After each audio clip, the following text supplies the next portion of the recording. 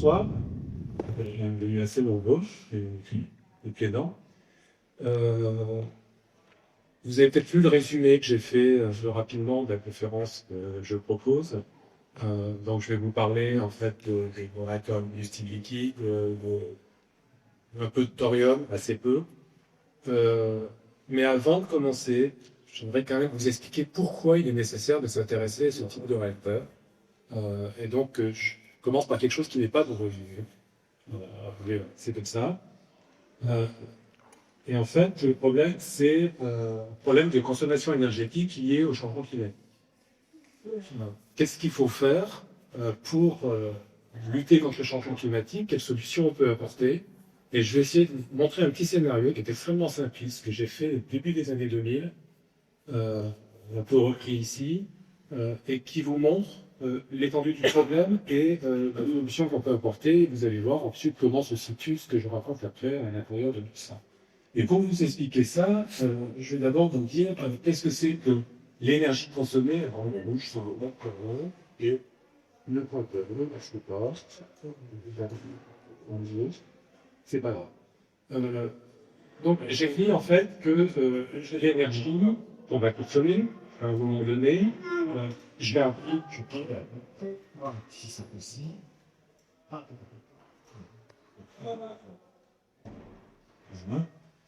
Donc cette énergie, je la divise par le PIB mondial, je la multiplie par le PIB mondial, je la divise par la population, je multiplie par la population, j'ai rien fait, et j'ai fait apparaître trois termes qu'on va pouvoir comprendre et qui vont pouvoir nous donner une indication de quelle consommation énergétique on attend en 2050. Alors, la population, ça c'est relativement simple. On sait que on est maintenant, on va arriver dans quelques semaines à 7,5 milliards d'habitants sur Terre. On pense qu'en 2050, on sera aux alentours de 9 milliards, peut-être un peu plus. Donc je prends toujours des hypothèses un peu basses. Pour le PIB, on fait des hypothèses aussi relativement simplistes. On partage le monde en trois. Il y a les gens du monde, il y a les pays émergents d'abord, c'est eux qui vont avoir un rôle le plus important là-dedans. Les pays émergents, ils ont une croissance de l'ordre de 7% par an, et puis à un moment donné, ça va forcément s'arrêter. Parce que s'ils continuent comme ça, là, vraiment, on va dans le mur. Donc on sait qu'ils vont finir par baisser leur croissance, et d'ailleurs, la Chine a commencé à baisser sa croissance. Donc voilà, donc puis l'hypothèse de baisse de croissance de ces pays.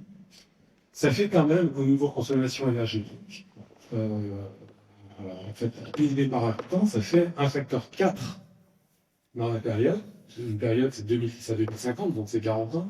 Ça fait un facteur 4 et ça concerne actuellement 3,4 milliards d'habitants, mais ça concernera presque 5 milliards d'habitants cette époque-là. Vous voyez que ces pays-là vont augmenter très très fortement le PIB mondial et donc la consommation énergétique. Les pays de l'OCDE, c'est nous. On a une croissance globale de 2%, ça va pas changer, on va rester à ce niveau-là. Pendant 40 ans, ça fait quand même un facteur 2. Pendant 40 ans, 2% par an. Et on est à 1,3 milliard d'habitants, et on sera à 1,3 milliard d'habitants en 2050. Ça ne va pas changer. Et puis, il y a les autres pays, l'Afrique, les du Sud, etc. Ils ont actuellement une croissance de l'ordre de 5% par an. Pendant 40 ans, ça fait un facteur de 5,5. Ils étaient 2 milliards, ils sont 3 milliards. Mais vous allez voir que ça ne change rien du tout. Globalement, ça fait une croissance d'un facteur 2,9.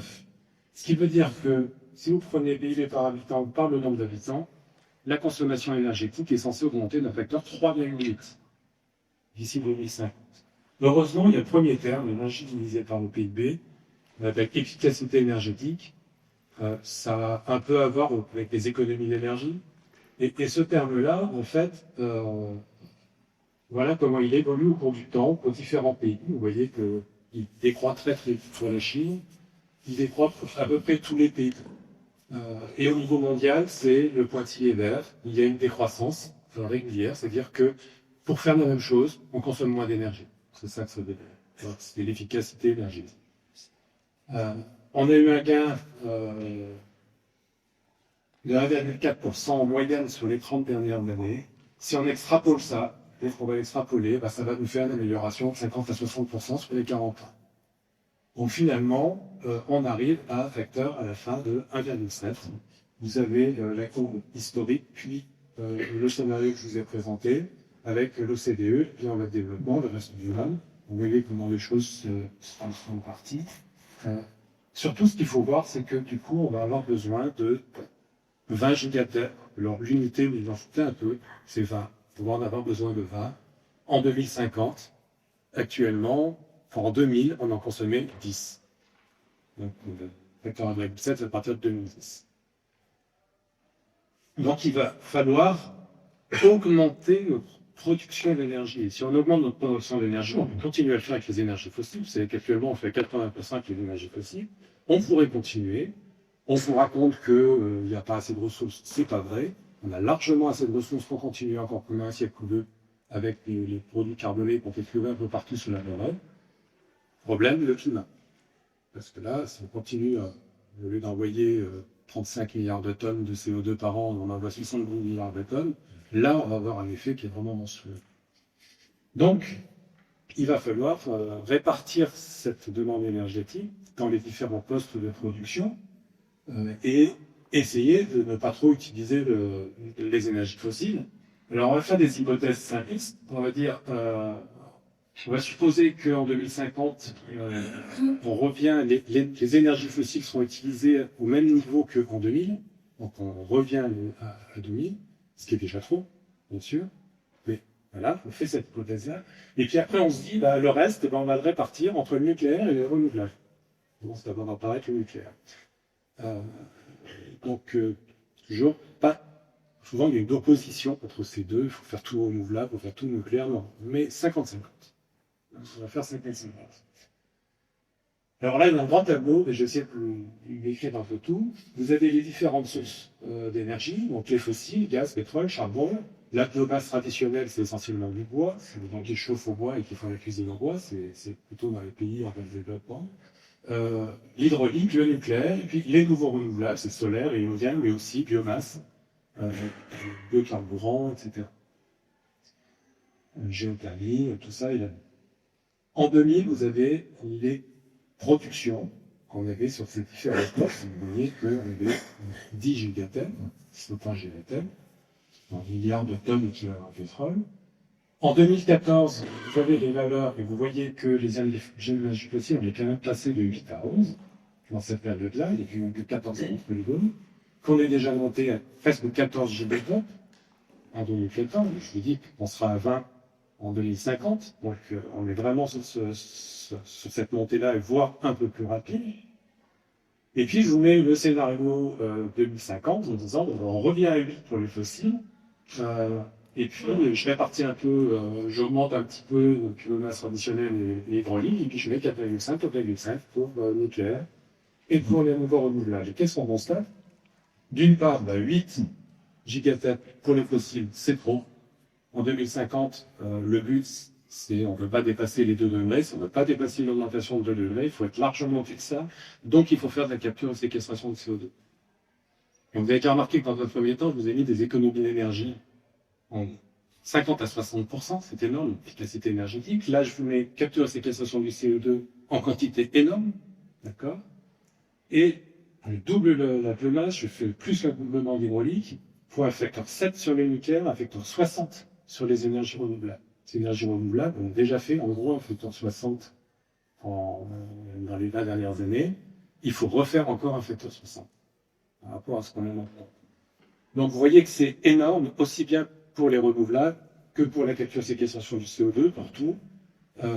Et il faut un facteur 7 sur le nucléaire. Ça veut dire quoi un facteur 7 sur le nucléaire? Ça veut dire qu'il faut construire des milliers de réacteurs dans le monde. Quand on dit ça, on voit tout de suite la réaction, c'est pas possible. On n'arrivera jamais, c'est même pas la peine d'essayer avec le réacteur actuel. Donc ça, c'est pour vous introduire. Pourquoi je vais vous parler de la suite? C'est parce que on a besoin de développer des milliers de réacteurs dans le monde, et on ne peut pas le faire avec les réacteurs qu'on a actuellement, parce que si on a un Fukushima tous les 4-5 ans, on voit bien que on ne va même pas réussir à les construire. Enfin. Donc voilà, j'en viens maintenant au nucléaire. Qu'est-ce qu'on attend de ces réacteurs? On voudrait avoir finalement des... Oui. Peut-être parler un tout petit peu plus fort si c'est pas trop... Je vais les trop plus fort. J'essaye de mais Après, ça fait lancer. Je peux peut-être le rapprocher tout ça. Oui, c'est mieux comme ça. on va remonter un peu. Parce que j'étais au fond, mais je crois pas. Non. On va remonter pas dedans. On va remonter le micro. Bon, donc je continue. Donc, qu'est-ce qu'on attend de ces réacteurs qu'on veut construire? On rappelle, pour des milliers. Il est question d'en construire des milliers. Donc, il ne faut pas faire n'importe quoi. Donc, la première chose, c'est ce que je viens de vous expliquer. Permettre de lutter efficacement contre le changement climatique, c'est le but. Si on construit que quelques dizaines de réacteurs, on ne lutte pas contre le changement climatique, le nucléaire ne sert à rien. C'est pas la Donc, il faut pouvoir lutter contre le changement climatique, il faut pouvoir en éliminer, et la conséquence, c'est pas une conséquence, c'est un préalable. Il faut que ce soit socialement acceptable. Il faut que la population accepte ces constructions. Donc, après, il faut se poser la question, mais qu'est-ce qu'il faut faire pour qu'il accepte? Comment il faut le faire? C'est pas comment on le présente, c'est quel type de réacteur permettrait à la population d'accepter ces réacteurs. Et puis, mais aussi pérenne, il faut aussi concevoir une filière qui ne va pas fonctionner que pendant 50 ans. Ça fonctionne plus longtemps que ça. Sinon, c'est pas la peine de faire autant d'efforts. Alors, la première chose, c'est le pérenne. Il faut faire l'économie des ressources. Vous savez qu'actuellement, dans le nucléaire, on utilise l'uranium-235. C'est 0,7% de l'uranium qu'on trouve dans la nature, et le reste, on le met de côté. On ne jette pas, on le met de côté, on dit ça pourra toujours servir, mais on n'en fait rien. D'accord? Donc, en réalité, c'est en gros 1% de l'uranium qu'on extrait du sol qui est utilisé. Vous savez, en France, 1%, dans les pays, dans les États-Unis, c'est plutôt 0,5%. Donc, si on veut vraiment utiliser correctement la ressource, il faut utiliser le reste. C'est-à-dire qu'il y a 99% qu'on n'utilise pas. Et pour utiliser ces 99%, c'est pas de la matière fissile, on ne peut pas faire des fissions, on ne peut pas faire d'énergie avec. Il faut en fait qu'il capture des neutrons pour devenir un noyau fissile qui pourra faire une fission. Et pour faire ça, il faut concevoir des réacteurs, on sait faire, qui permettent de fabriquer finalement de la matière fissile directement dans le cœur du réacteur, de manière à l'utiliser. Et ça, vous imaginez bien, vous faites en même temps des fissions, donc vous faites des produits de fission, c'est-à-dire que les noyaux se cassent en deux, donc il y a deux noyaux à chaque fois qui sont là, qui sont en trop, qui posent problème, qui vont étouffer finalement la réaction. Il faut donc les enlever, et donc ça demande de retraiter le combustible. Donc si vous voulez utiliser correctement la ressource, vous avez obligatoirement le retraitement du combustible qui apparaît. Il faut que le combustible soit retraité, comme on fait actuellement à La Hague, mais mieux que ça. Et la deuxième chose, c'est la sûreté optimale. Évidemment, ce qui fait peur aux gens, c'est la sûreté. Et la sûreté optimale, en fait, je les décline un peu. Il y a un premier critère qui est il ne faut jamais être amené à évacuer une population, un réseau. Alors, déjà, Fukushima, on a évacué des gens, on pourra en discuter. Et j'estime qu'on aurait mieux fait de les laisser où d'été, ils prenaient moins de risques là où on les a envoyés. Ça, c'était une première chose, et ça, on pourra en discuter plutôt après. Mais il n'empêche que les réacteurs ont rejeté la radioactivité. Et ça, c'est pas normal, en quantité importante. Donc, il faut assurer qu'en aucun cas, il y aura une grande quantité de radioactivité rejetée. Et ça ne suffit pas de dire, vous inquiétez pas, il n'y en aura pas. Il faut que ce soit évident qu'il n'y en aura pas. Alors pour ça, on va faciliter les choses dans le sens de la compréhension, c'est le côté socialement acceptable, il faut pouvoir comprendre. Et pour pouvoir comprendre, il ne faut pas qu'on ait de questions trop à se poser. Et donc pour faciliter ça, on va s'arranger à ce qu'on ait tous les coefficients de contre-réaction négatifs. Alors c'est quoi ces coefficients de contre-réaction? C'est, vous prenez un bol, par exemple, vous mettez une bille dedans, vous la poussez, elle revient. Et elle reste dans le bol. Ça, c'est une contre-réaction négative. Le système est stable. On reste là où on est.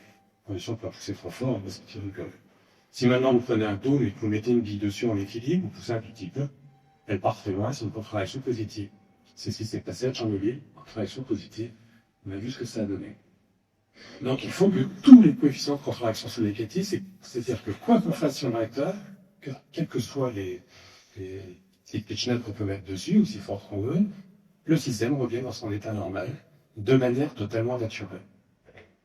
Donc ça, c'est la première chose. La deuxième chose, il ne faut pas qu'il y ait des matériaux fortement réactifs dans ou à proximité du cœur. Il ne faut pas que, si jamais il y a un accident, parce qu'on n'empêchera pas qu'il y ait des accidents, que les choses se passent mal, qu'il y ait une mauvaise opération, etc.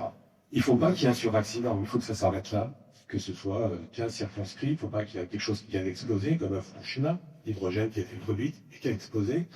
Il y a une montée en pression, il faut rejeter les gaz à l'extérieur. Donc tout ça, il ne faut pas que ça existe. Une montée en pression, un appel qui puisse exploser, qui puisse s'enflammer, qui puisse, etc.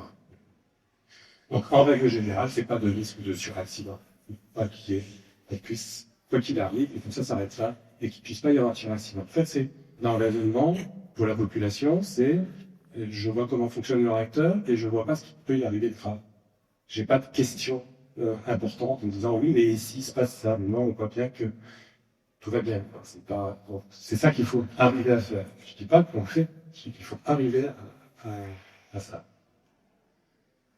Après, ben, l'élimination en production de déchets. Alors ça, c'est lié au premier point. Si on utilise vraiment totalement toute la matière fissile, alors on produit beaucoup moins de déchets. On en produit toujours. C'est du nucléaire, il y aura toujours les produits de fission, je vous ai dit, ces noyaux cassés en deux, vous avez deux noyaux qui restent. 7% de ces noyaux sont radioactifs sur une période relativement longue. On les aura toujours. Donc ceux-là, il faut savoir les gérer. Mais dans les réacteurs actuels, il y en a d'autres noyaux qui apparaissent et qui sont beaucoup plus embêtants. Et c'est eux qui posent le plus de problèmes au niveau de la gestion parce qu'ils chauffent beaucoup plus de chaleur. On a un temps de une produit de fission, c'est quelques centaines d'années. Les autres qu'on produit dans les réacteurs actuels, c'est des milliers, des dizaines, des centaines de milliers d'années. Donc là, faut qu'on ait que les produits de fission de manière à devoir avoir une gestion que sur quelques centaines d'années. C'est déjà beaucoup, mais c'est à notre échelle. Donc c'est jouable. On ne peut pas faire mieux. Donc voilà, c'est comme ça.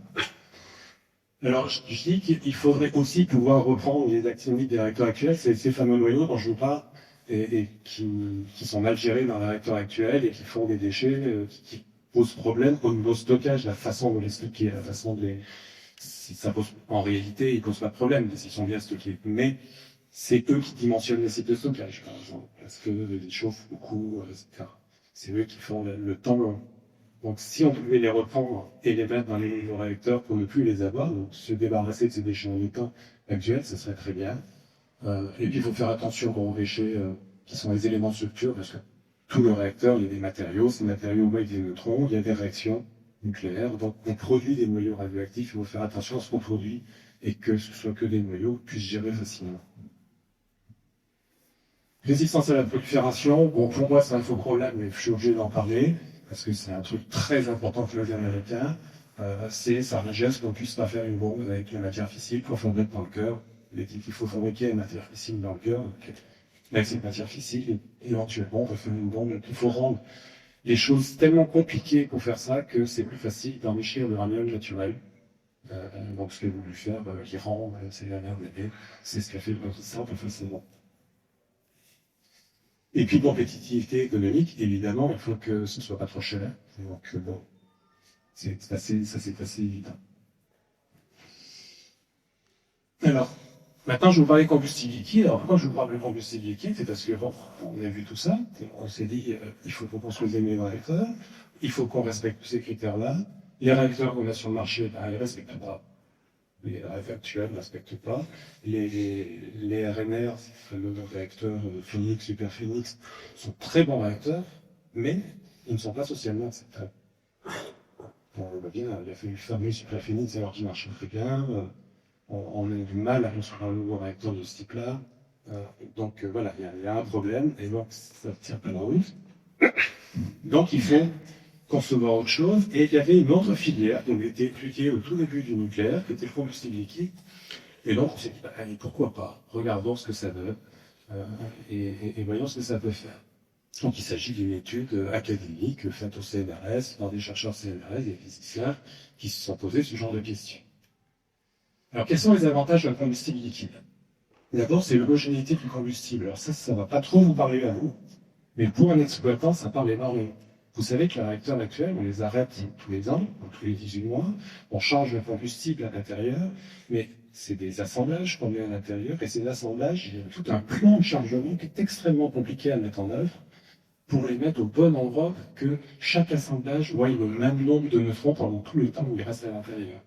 Donc on les déplace de manière à ce que voilà, C'est très compliqué à faire. Il y a des équipes entières à EDF qui travaillent là-dessus 24 heures sur 24 pour faire les plans de chargement de tous les réacteurs d'EDF. Là, il n'y a pas de plan de chargement parce que c'est un liquide. Le liquide se déplace, il bouge, donc c'est tout homogène. Chaque atome voit le même flux électronique pendant sa vie à l'intérieur. Donc, rien de particulier à faire. La chaleur produite, elle est produite directement dans le thermoporteur. Alors, ça aussi, c'est un peu compliqué à expliquer, mais je vous montrerai tout à l'heure la conséquence de ça, qui est vraiment très très importante. Ça veut dire quoi? Ça veut dire que vous faites une fission, vous avez deux noyaux qui reculent, les fameux produits de fission. Quand ils reculent, ils ont une énergie cinétique, ils s'arrêtent dans le matériau, donc ils déposent leur énergie. Et c'est ça la chaleur qu'on produit. En fait, la chaleur, c'est le recul de ces noyaux qu'on arrête. Dans un combustible solide, on va les arrêter dans le solide. Ils font quelques microns, ils vont pas très loin. On les arrête dans le solide, et donc la chaleur, elle est déposée là. Il faut qu'elle transite à l'intérieur du solide, qu'elle aille jusqu'à la gaine de combustible. Là, il y a une résistance thermique qui fait que ça passera très bien, puis finalement, ça arrive dans l'eau, et donc il va pouvoir emporter cette chaleur. Donc, vous voyez que entre une excursion de l'activité, par exemple, de puissance dans un crayon combustible, et l'évacuation de la chaleur produite, il se passe du temps. Et ça peut rendre le réacteur instable. C'est un peu compliqué à gérer. Dans le cas, la fission a lieu dans le thermoporteur, dans le combustible qui est liquide. Ce liquide, il est transporté et on évacue la chaleur quelques secondes plus tard. Donc là, il n'y a pas de délai entre la puissance que monte dans le réacteur et ce qui se passe à l'extérieur du réacteur. Délai de quelques secondes seulement, et je vous montrerai ce que ça fait. Au niveau sûreté, il y a une possibilité qui est très très importante. Je dis ça, mais en même temps, en ce moment, on est en train de se poser la question si vraiment ça vaut le coup d'utiliser. Mais quand même, si c'est nécessaire, on a cette possibilité qui est de pouvoir déplacer le combustible très rapidement. À Fukushima, quel était le problème? Le réacteur s'est arrêté, mais il y a de la radioactivité dans le cœur du réacteur. Cette radioactivité, elle chauffe. Radioactivité égale chaleur. Donc, ça chauffe. Et donc, il faut refroidir. Mais le combustible, on ne peut pas bouger. Il est dans la cuve du réacteur. Donc, il faut venir chercher la chaleur dans la cuve du réacteur. Et ça, ils n'ont pas pu le faire dans d'autres conditions. Et c'est ça qui a fait l'accident d'Amiens. Là, on a un combustible, on peut l'envoyer où on veut. Et on peut avoir prévu qu'en cas d'accident, on l'envoie quelque part où il se refroidit de manière naturelle, sans qu'on ait besoin d'intervenir. Et ce transfert peut être complètement passif dans la gravité. Donc on a conçu des systèmes, et c'était conçu déjà dans les années 60, des systèmes où le combustible s'en va du cœur du réacteur dans une situation Fukushima, dans le combustible qu'on a besoin de notre bavière. On trouve un endroit où il se gère tout seul. On n'a pas besoin d'intervenir. Donc ça, c'est vraiment un avantage crucial. Alors pourquoi on est en train de se demander pourquoi est-ce que c'est vraiment nécessaire de l'utiliser? Parce qu'on se rend compte qu'on est capable, dans cette situation Fukushima, de laisser le combustible dans le cœur et il se refroidit quand même. On arrive à faire une configuration telle que. Donc si ça, on arrive vraiment à prouver que ça marche, à ce moment-là, il n'y a peut-être plus besoin de faire ce qu'on appelle cette bilan d'urgence. C'est une option qui est très intéressante. Et puis, bon, il y a d'autres avantages. La possibilité de répéter le combustible sans arrêter le réacteur. J'ai dit qu'il faut absolument arrêter le combustible. Vous pouvez retirer quelques litres de combustible, vous le remettez, vous le remettez. Dans le réacteur, je vais vous montrer, c'est typiquement 10 litres par jour. Tous les jours, vous retirez 10 litres, il y a 18 mètres cubes, 18 millilitres. Vous retirez 10 litres, vous faites un retraitement, ça prend quelques jours, et vous remettez à l'intérieur. Tous les jours, vous sortez une toute petite partie pour le retraiter. Vous n'arrêtez pas le réacteur. Actuellement, on arrête le réacteur pendant plusieurs semaines, chaque année, pour pouvoir extraire le combustible et remettre du combustible. Donc là, il faut bien faire ça. Donc ça, c'est pour l'opérateur, c'est très intéressant. Le point, pas de réserve de réactivité, est aussi un point important. La réactivité, c'est ce qui fait les fissions. Normalement, la réactivité, elle vaut 0. Donc, vous avez autant de... À chaque fois que vous faites une fission, vous avez exactement une derrière. Les neutrons qui sont créés par une fission vont créer exactement une fission derrière. Et donc, c'est cette différence, c'est ce rapport -1 qu'on appelle la réactivité, et donc ça vaut 0. Et en fait, je vais montrer tout de suite après, que le réacteur, il va toujours vouloir avoir sa réactivité à 0. Vous ne pouvez pas faire autrement. Mais dans les réacteurs actuels, dans les réacteurs qu'on utilise, en réalité, vous avez une réserve de réactivité. C'est-à-dire que quand on démarre le réacteur, il y a beaucoup trop de réactivité à l'intérieur, et on met des poisons neutroniques pour revenir à zéro. Et puis ces poisons neutroniques, on les enlève petit à petit comme on fonctionne. Là, il n'y a pas besoin. Là, vous avez exactement votre réactivité, vous n'avez rien en trop. Donc si vous avez rien en trop, vous n'avez pas de risque d'accident du fait qu'il y a de la réactivité en trop. Vous arrêtez, il y a un risque d'accident. Si jamais les poisons s'enlèvent rapidement, ce qu'on appelle l'injection d'eau claire, à ce moment-là, il y a une montée de réactivité très rapide. Là, c'est pas possible. Bon, voilà. Donc les combustibles liquides ont potentiellement un grand nombre d'avantages. Alors après, quel liquide? Alors quel liquide? Je ne vais pas passer en revue tous les critères, en plus c'est pas exhaustif là. Il y a un grand nombre de critères évidemment pour choisir le liquide en question. Et quand on les passe tous en revue et qu'on ne veut pas que ça produise de déchets, et qu'on veut que ça fonctionne correctement, et que, etc., on trouve qu'il y a un seul liquide qui tient la route. C'est les fluorures de lithium. Fluorure de lithium, vous connaissez le chlorure de sodium, le sel de table. Fluorure de lithium, c'est remplacer le chlore par du fluor et le sodium par du lithium, et on a créé du fluorure de lithium. Ça a le même comportement que le fluorure de sodium quand c'est sur la table, comme ça, on va le manger, et c'est aussi stable, ça pose pas plus de problèmes. Mais quand on le rend liquide, il respecte tous les critères qui sont là. La température de fusion est un peu élevée. C'est à peu près le seul problème qu'on a avec. D'où ce qu'on appelle le réacteur à sel fondu. Et je parle de combustible liquide, et en fait, on parle toujours de réacteur à sel fondu, parce que le seul liquide qui fait l'affaire, c'est un sel. C'est un sel comme le sel de table. Donc, réacteur à sel fondu. Et alors là, après, je ne vais pas rentrer dans le détail de tout ça, mais en fait, il y a deux possibilités de combustible. Alors, c'est pas vraiment un combustible. La première possibilité, un peu tant que moi je parle, la première possibilité, c'est celle qu'on utilise actuellement. Vous avez l'uranium 235 qui est là, qu'on utilise. Ça, c'est tous les uraniums. Et vous avez l'uranium 238, qui est ici qu'on n'utilise pas. S'il capture un neutron, il devient uranium 239, et il a une période de durée de vie qui est courte, il va décroître pour devenir du neptunium 239, plutonium 239, et c'est comme ça qu'on a du plutonium dans le réacteur actuel. Et c'est ce plutonium qui est fissible. Donc il faut s'arranger, chaque fois qu'on a un plutonium qui disparaît, on a l'uranium 238 qui retrouve le plutonium. Donc ça, c'est ce qu'on appelle le cycle uranium-plutonium, qu'on utilise partiellement dans le réacteur actuel. Et puis vous avez exactement la même chose ici, thorium 232, thorium 233, qui décroît en actinium 233, il y a uranium 233 qui est fissible aussi. Et donc vous pouvez aussi fabriquer votre matière fissile en partant du thorium 232. Thorium 232, c'est le thorium qui se trouve dans la nature n'est que du 232. C'est le seul qui est stable. Alors on se dit qu'il y a, peut-être déjà vu, il y a 3 ou 4 fois plus de thorium que d'uranium dans la nature. C'est un avantage fondamental? Absolument pas. Pour produire ce qu'on produit actuellement en France comme électricité, il nous faudrait 60 tonnes d'uranium ou 60 tonnes de thorium par an, pas plus. C'est rien du tout. C'est de quel. Donc, on a des millions de tonnes de ces matériaux. Donc, on en est 3 fois plus ou 4 fois plus, ça change absolument rien. On en a pour des milliers d'années. Et on ne va pas utiliser ça pendant des milliers d'années. Si j'ai le temps, je t'expliquerai. Donc, il y a deux cycles d'uranium et thorium. Et il se trouve que dans les fluorures, le cycle uranium est défavorisé. C'est pour ça qu'on met toujours du thorium dans ce réacteur-là. Donc, c'est pas le thorium qui a un gros avantage, donc vous le présentez, je sais pas, peut-être certains, vous avez déjà vu ça. Le thorium est un acier universel, non.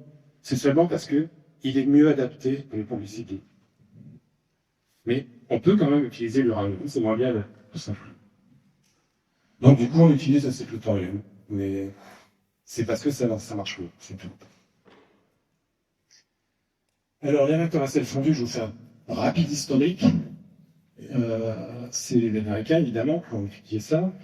Première chose, ils ont voulu faire un avion nucléaire, un portage nucléaire, des sous-marins nucléaires, pourquoi pas un avion nucléaire, un avion qui vole pendant des mois, ça. Bon, ça n'a pas posé la question, s'il se crache, qu'est-ce qui se passe? enfin si, ceux qui étudiaient le système, ils disaient si se crache, qu'est-ce qui se passe, nous on n'en veut pas, mais bon, on leur demandait d'étudier, donc ils l'étudiaient, et ils voyaient bien que ça pouvait pas faire. Mais ils ont conçu un réacteur à combustible liquide. Alors pourquoi à combustible liquide? Pour la raison que je vous ai dit tout à l'heure, que la chaleur est déposée directement dans le colporteur, qui a une réactivité très très forte. On change la puissance du réacteur très très vite. Et il a besoin dans un avion mettre les gaz, faut arrêter, il a besoin que ça réagisse très très vite. Donc il y a que les combustibles liquides qui peuvent faire ça. Donc ils ont fait un réacteur à combustible liquide de 2,5 MW 154. Il a très bien fonctionné, ils ont eu des problèmes de corrosion. Parce que, bon, pareil, on vous dira, les sels sont corrosifs, non, les sels fondus ne sont pas corrosifs, mais les impuretés qui sont dans les sels fondus vont corroder. Or, on fait plein d'impuretés dans le réacteur, puisque on crée des produits fissieux. Donc, on fait apparaître plein d'impuretés. Donc, il peut y avoir de la corrosion, et ils ont eu de la corrosion. Alors, ensuite, ils ont eu une deuxième expérience, le SRE, le SRE, qui est un réacteur qui a été conçu après, qui a fonctionné un peu plus tard, dans les années 70, à la fin des années 60. Et ce réacteur, en fait, c'était cette fois-ci le prémisse d'un réacteur industriel pour faire de l'énergie, comme le fait le réacteur actuel. Donc, à droite, vous voyez, on voit le current réacteur, il est là, et à gauche, là-bas, c'est un chambeur de chaleur. Les deux gros éléments qu'on peut voir. Et donc, dans ce réacteur a très bien fonctionné. Il n'y a pas eu de problème de corrosion, parce qu'entre-temps, ils ont trouvé la solution, un matériau qui s'appelle stélolium, et qui résout correctement ce problème. Ils l'ont fait fonctionner avec de l'uranium enrichi, avec du plutonium, avec de l'uranium 233, et notez, il n'y a jamais eu de thorium. On n'a jamais fait fonctionner le réacteur à sel fondu avec du thorium. Alors après, il y a eu un projet, le projet du SVR, qui est un réacteur de 2500 MW thermique, basé sur le même principe que le SRE, donc un combustible liquide. Alors, c'est une grande matrice de graphite, avec des canaux à l'intérieur, et puis le sel, il rentre en dessous, il monte dans les canaux, il ressort, il passe dans les échangeurs de chaleur, et il revient. Il circule comme ça, et il met quelques secondes pour faire un tour. Je vais parler de graphite, une grande matrice de graphite, c'est quelque chose que nous avons embêté. Enfin, je vais y revenir après, mais le graphite est un matériau réactif. Dit pas des matériaux réactifs en cœur, en proximité. Donc ça nous a tout de suite posé problème. Le projet a été abandonné par les Américains, il a été repris, vous avez toute une liste là, de gens qui ont repris le projet. Le plus sérieux, c'est la Chine, en 2011, qui a investi plusieurs centaines de millions de dollars dans le projet. Ensuite, pour l'Europe, on travaille pas mal dessus, mais bon, c'est un niveau en dessous. Ceci dit, le concept que je vais vous montrer, c'est un concept qu'on a défini nous-mêmes. En 2002, les Américains ont mis en place un forum international pour discuter de quel type de réacteur il faudrait mettre en place dans le futur. Alors, je vous dis tout de suite, dans les critères qui apparaissent là, il n'y a pas de critère, le critère particulier d'acceptabilité sociale. Alors, absolument pas. Il y a le critère, il ne faut jamais évacuer les populations, celui-là est lié. Qui est pas que les choses soient compréhensibles par tout le monde, ça n'apparaît pas. C'est-à-dire qu'on peut se permettre de faire des choses risquées à condition de mettre toutes les barrières qui vont bien. Et ça, la population, quand on leur dit il y a un risque, mais il y a une barrière, et si la barrière ne marche pas, voilà. Et effectivement, Fukushima, la barrière, elle va marcher. C'est normal qu'on se pose des questions. Donc il ne faut pas qu'il y ait besoin d'une barrière, tout simplement. Alors nous, le CNRS, on a fait quoi? Alors d'abord, on a travaillé sur un projet, on s'est fait un peu la main. À l'origine, on n'avait pas du tout dans le nucléaire, on vient des hautes énergies, physique fondamentale, voilà. On s'est intéressé au sujet comme ça. Et donc, il a fallu qu'on apprenne un peu cette physique-là, et on a mis en place un certain nombre de choses, des codes. On a utilisé par exemple des codes Monte Carlo. Comme Monte Carlo, c'est tirer au hasard ce qui se passe, et puis vous regardez, on a un neutron, je vais le lancer, puis il va faire une réaction, tirer au hasard la réaction qu'il va faire, la direction qu'il va prendre, etc. C'était pas du tout utilisé à l'époque, parce que les ordinateurs n'étaient pas assez puissants, soi-disant. Nous, on a utilisé ça, et maintenant, ça devient la référence. Toutes les références de calcul sont faites du code. Enfin, donc, on a fait ça, on a fait un code d'évolution des matériaux, tout ça, c'est plus intéressant. Par contre, ce qui est intéressant, c'est ce qu'on en a compris, c'est-à-dire qu'on s'est réintéressé au MSBR et on a pu le réévaluer. Et là, on a trouvé vraiment des gros problèmes. D'abord, le coefficient de contre-réaction global, était parfois positif, selon comment on construit le Malcolm. Ça veut dire qu'il était intrinsèquement instable. Pas très bon. On pouvait l'avoir négatif, mais très peu. Mais il y avait plein de coefficients qui étaient positifs. Le coefficient de vide était positif. Il y avait juste le passe dedans, la réactivité augmente, des choses comme ça. Donc ça, c'était pas très intéressant. Il y avait le graphite aussi qui nous posait un problème énorme, parce que d'abord, il introduisait des coefficients positifs, mais des coefficients positifs à long terme, c'est-à-dire qu'il y a un chauffage, et puis d'un seul coup, il nous renvoyait ça un quart d'heure ou une demi-heure plus tard. Donc ça faisait une instabilité sur un long terme, assez difficile à gérer. Et puis il y avait un retraitement de 4 mètres cubes par jour, c'est monstrueux, c'est en continu, on se dit que le réacteur et que le retraitement fonctionnent simultanément, c'est peu probable, mais il sera toujours à l'arrêt. Le graphite, il y a une durée de vie limitée à l'intérieur du cœur du réacteur, parce que quand il est irradié, il commence par se contracter, puis après il se dilate. Et quand il commence à être plus dilaté que ce qu'il était au départ, il faut arrêter, sinon on va tout casser. Et c'est quelques années seulement. On ne sait pas quoi faire de ce graphite. On a fait des réacteurs graphite-gaz dans le passé, en France en particulier. Le graphite de ces réacteurs graphite-gaz, on les a toujours stockés à différents endroits en France. On ne sait pas comment le stocker à long terme. Et dedans, il y a des radioactivités en particulier, genre 6, qui a une période de 300 000 ans, dont on sait que c'est strictement impossible à stocker. Le chlore, un des éléments, l'iode, qui va se promener forcément. Vous ne pouvez pas le mettre dans un récipient et dire il va rester 10 000 ans dedans, c'est pas possible. Il restera allumé 10 000 ans dedans. Donc, voilà, ce graphite posait vraiment d'énormes problèmes, plus les risques d'incendie. Vous savez que le nuage de Tchernobyl, c'est pas accident lui-même, c'est que le graphite a pris feu dans la guerre. Il y a eu du graphite dedans, et il a pris feu, il a brûlé pendant une semaine. Et c'est ça le nuage de Tchernobyl. Donc, on ne peut pas accepter que quelque chose puisse s'enflammer comme ça, après un accident. Donc, on a conclu que le MSBR, c'est pas un bon mec. Il n'était pas acceptable. Mais on a quand même dit que c'est quand même dit que les combustibles liquides avaient des gros avantages, donc on a essayé d'aller plus loin, d'essayer de trouver autre chose que ce réacteur. Je sens que je vais avoir plein de appels. Et donc, bon, c'est pas grave. On a étudié, vous voyez, on fait des études un peu simplistes. En gros, vous savez, la géométrie qu'on utilise pour faire l'étude, c'est vraiment simpliste, mais c'est suffisant pour comprendre comment ça se passe. Et donc, à droite, vous avez les résultats. Alors, la courbe rouge, c'est le coefficient de contre-réaction totale. Vous voyez qu'il y a des moments où il est positif, au lieu de 0, vous voyez, et des moments où il est positif, suivant la configuration qu'on choisit. Alors, les configurations, c'est, on met des canaux plus ou moins grands pour le combustible.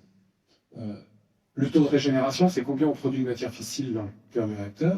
Il faut qu'il soit supérieur à 1. Vous voyez que, bon, il y a un endroit, il est largement supérieur à 1. Le flux neutronique, en fait, c'est quelque chose qui nous montre, je ne peux pas, c'est pas ne plus parler de tout, sinon on n'y arrivera pas. Et puis, en bleu, c'est l'inventaire en uranium 233. Ça, c'est quelque chose qui est spécifique au nucléaire. Quand vous démarrez un réacteur nucléaire, vous devez mettre dans le cœur de réacteur, là où est eu la réaction, pour plusieurs années de combustible. Vous imaginez une centrale à gaz? Vous rentrez dedans ce qui va brûler dans les secondes qui suivent. Imaginez que vous deviez mettre le feu dans un truc qui contient plusieurs années de gaz de combustion de la centrale. Et pour que ça tienne. C'est ça un réacteur nucléaire. C'est pour ça que c'est si difficile à stabiliser. C'est pas quelque chose d'aussi simple que ça. Et vous voyez que sur la droite, on a de plus en plus de matière fissile à l'intérieur. Ça, c'est un peu un inconvénient. Ceci dit, ce que j'ai marqué le MSFR, donc top saut face au réacteur, c'est la partie à droite. Alors, qu'est-ce qu'il y a d'intéressant, cette partie à droite? D'abord, on a les coefficients de contre-réaction qui sont très largement négatifs. Au niveau de la sûreté, ça c'est vraiment très très bon. On a un taux de génération qui est très bon.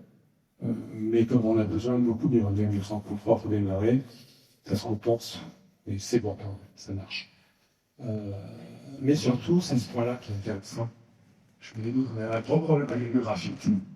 Il n'y a pas de graphite. On est dans une situation où on a testé où il n'y avait pas de graphite. Et ça marche très bien. Dans pas de graphite, on enlève tous les problèmes liés au graphite. Et donc là, c'est la première fois qu'on a adopté une certaine technique de design qui consiste à dire si quelque chose pose problème, on l'enlève. On ne cherche pas une barrière. Jusque-là, on avait cherché des barrières entre A et PDF, et on cherchait les barrières de ces coefficients de contre-réaction dessus. On mettait du chromium, on mettait des trucs bizarres, qui faisaient que, on arrivait à corriger plus ou moins les problèmes. Là, on enlève le graphite. Donc, on n'a plus de problème avec le graphite. Et depuis, on fonctionne comme ça. Dès qu'on identifie que quelque chose pose problème, on l'enlève. On essaie de trouver un dixième qui n'en a pas besoin. Et à chaque fois, on trouve. C'est ça qui est intéressant. Donc, le MSFR, c'est un vecteur régénérateur qui régénère sa matière fissile, voire même un peu plus si on veut, un spectre rapide. C'est-à-dire que les neutrons sont pas ralentis à l'intérieur. Dans les rêves, on utilise en France, les neutrons sont ralentis. Là, ils ne sont pas ralentis. C'est le seul réacteur à neutrons rapides dont les coefficients de contre-réaction sont fortement négatifs. Il n'y en a pas d'autres. Donc, c'est très intéressant. Et donc, le fameux forum Génération 4 qui avait retenu le MSBR comme un des 6 concepts à étudier, je l'ai dit tout à l'heure, a décidé d'enlever ce MSBR et de le remplacer par le MSFR. C'est eux qui ont donné le nom de MSFR en 2008.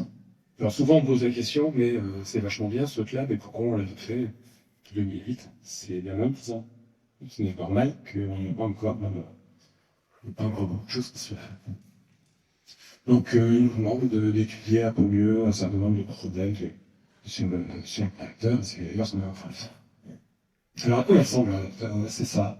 Imaginez une grande label dans laquelle vous mettez le sel à l'intérieur, et puis le sel circule comme ça. Ça c'est un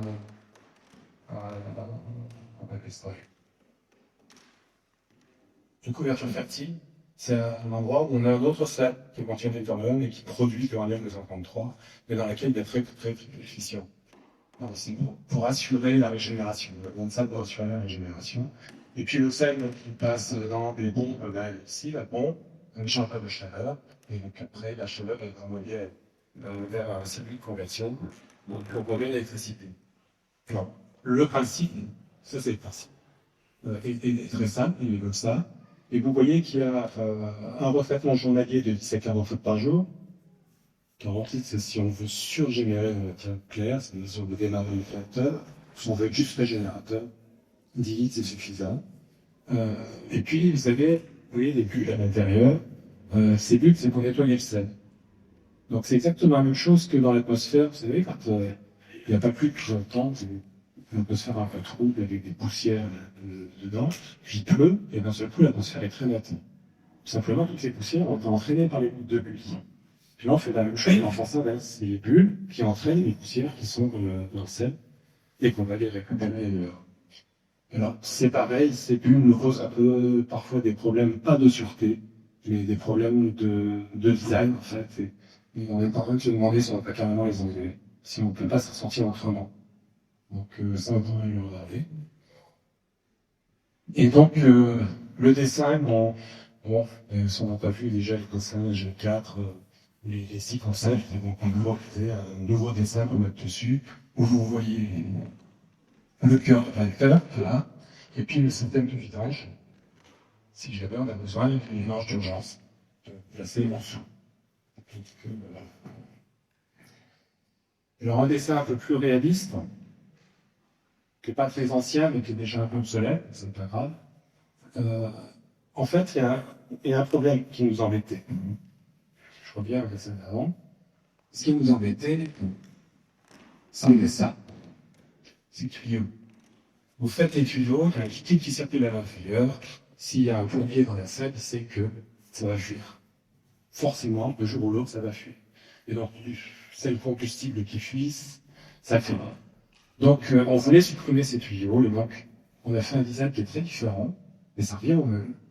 Cette fois-ci, la cuve de réacteur, elle est là. Vous voyez, en gris, c'est la cuve. Vous imaginez que la cuve est pleine de sel. En aucun moment c'est le cas, mais bon, vous imaginez ça. Et puis, vous avez des secteurs, les genres de câbles, là, avec le truc jaune, et puis le truc un peu ordi à l'intérieur. Tout cet ensemble-là est plongé à l'intérieur. Donc il y a 16 secteurs qui sont plongés tout autour de la cuve, mais dans le sel, directement. Ce qui fait que le sel, maintenant, ne circule que dans la cuve, il ne sort jamais de la cuve. Il n'y a pas de tuyau. La pompe, elle vient gaver les échangeurs, mais ça fait passer autour des échangeurs, c'est pas un problème. D'ailleurs, dans certains cas, on se dit que ça serait peut-être bien qu'il y ait des fuites autour pour des situations accidentelles, ça permettrait d'arranger les choses. Donc voilà, ça c'est le concept tel qu'il est maintenant. Alors qu'est-ce qui est obsolète? Je vous dis, vous voyez en dessous, il y a la vidange d'urgence. Donc il y a vidange d'urgence, vous avez dans un collecteur, et ce collecteur, il va vers le réservoir de vidange d'urgence. Et autour, vous avez des réservoirs. Parce qu'on se dit, bon, bah, à un moment donné, il faut pouvoir vider le cœur si on veut faire une maintenance. Donc, on a mis des réservoirs autour. Et puis là, on s'est dit, mais si on met des réservoirs autour, on ne pourra pas faire la maintenance des réservoirs de vidange d'urgence. Parce qu'à tout moment, le sel peut s'écouler de temps. Donc, ça, c'est enlevé. Maintenant, les réservoirs sont mis un peu plus loin, avec leur propre système de sauvegarde, d'ailleurs, vont intervenir sur le système de vidange d'urgence. Donc, vous voyez, on fait évoluer petit à petit le design, il n'est pas complètement rigide. Et voilà. Ça n'a plus rien à voir avec le SBR d'origine. Donc là, vous avez un schéma complet avec le système de vidange d'urgence. Alors, c'est pareil, dans la vidange d'urgence, la telle qu'elle est conçue, vous avez, alors, vous voyez, à l'intérieur du grand hexagone, ça c'est le réservoir, et à l'intérieur, vous voyez plein de petits hexagones, ce qu'on appelle des barres de refroidissement, qui sont plongés à l'intérieur. Voilà, personne n'a. Et puis, au milieu, vous avez un trou, et là, on fait circuler de l'eau. Donc, on s'est dit, on va faire circuler de l'eau, et on va refroidir avec ça. Et ça se refroidit naturellement, par convection naturelle, dès que le sel dans les glaces, elle chauffe, et là, l'eau se met en circulation, et il suffit de la refroidir ailleurs. Et donc, ça peut être conçu avec des tours de réfrigération, enfin bon, ça peut être complètement fait automatique. Mais il faut quand même plusieurs variables, on ne va pas aller directement vers l'extérieur, donc il y a plusieurs échangeurs, qui tous seront en convection naturelle. Il y a un problème, c'est que c'est de l'eau. Alors, si à un moment donné, il y a un peu trop de chaleur, trop de puissance, pas assez de refroidissement, l'eau va plier. C'est l'eau, on est monté en pression. Si on est monté en pression, on aura un problème. Genre Fukushima. Donc on a supprimé l'eau. Et non, on mettra pas l'eau. Et donc on a décidé d'essayer avec du gaz. Et donc on a étudié ça, et effectivement, on est capable de faire exactement la même chose, mais avec du gaz. Donc le gaz, lui, il pose pas de problème. Il ne change pas de pression, mais important. L'eau, quand elle vaporise, c'est un facteur 1000, c'est un volume. C'est l'énorme variation de pression. Alors après, à côté, vous avez les caractéristiques du réacteur. Alors, je ne vais pas les décrire, je pense que les planches sont disponibles sur un site, probablement. Donc vous pourrez les voir. Donc c'est les différentes caractéristiques, le sel, les volumes, etc. Et alors, ce qui est important, c'est la puissance, 3 gigawatts thermique. C'est un réacteur d'1,4 gigawatts électrique. C'est important comme puissance. Et c'est un critère qu'on s'est donné, on se dit on va essayer de faire beaucoup. Parce que si on peut faire beaucoup, on peut faire beaucoup moins, si c'est nécessaire. Et donc maintenant, de dériver ça vers des petits réacteurs. Est-ce qu'on peut faire des petits réacteurs de puissance beaucoup plus faible? Évidemment, c'est beaucoup plus facile. Et là, on a vraiment toutes les contraintes d'un réacteur de puissance. Les températures sont assez élevées, mais bon, ça se gère. Ça ne paraît pas être un gros problème. On met des protections thermiques partout où on peut. Les échangeurs, on ne peut pas les protéger thermiquement, mais on montre qu'ils sont dans des conditions de fonctionnement qui sont raisonnables. Alors, je vous ai dit spectre rapide. C'est vous montrer ce que c'est que le spectre neutronique. Ça, c'est le spectre rapide, réacteur qu'on a actuellement en France. Le 6, la partie horizontale, c'est l'énergie des neutrons. C'est une échelle logarithmique, c'est-à-dire que chaque fois que vous passez d'un point à l'autre, vous multipliez par 10. Donc l'énergie va être une énergie de 1 jusqu'à 10 millions. 0,01 jusqu'à 10 millions. Et puis, la partie verticale, c'est le flux neutronique, c'est le nombre de neutrons que vous avez à cette énergie-là, à chaque instant. Alors, vous voyez plusieurs choses. D'abord, vous voyez on dit que le rêve est un spectre thermique qui prend l'essentiel des neutrons sont là, dans la partie. Sauf qu'il fait très peu de réactions. C'est des neutrons rapides font assez peu de réactions. Et ceux qui font des réactions, c'est la petite os, en pied gauche. Et c'est pour ça qu'on dit que c'est thermique. L'essentiel des réactions sont faites ici. Et puis tous les petits traits que vous voyez là qui descendent, c'est des résonances de réactions. C'est un neutron qui a cette énergie-là, toutes les chances d'avoir une interaction avec un autre.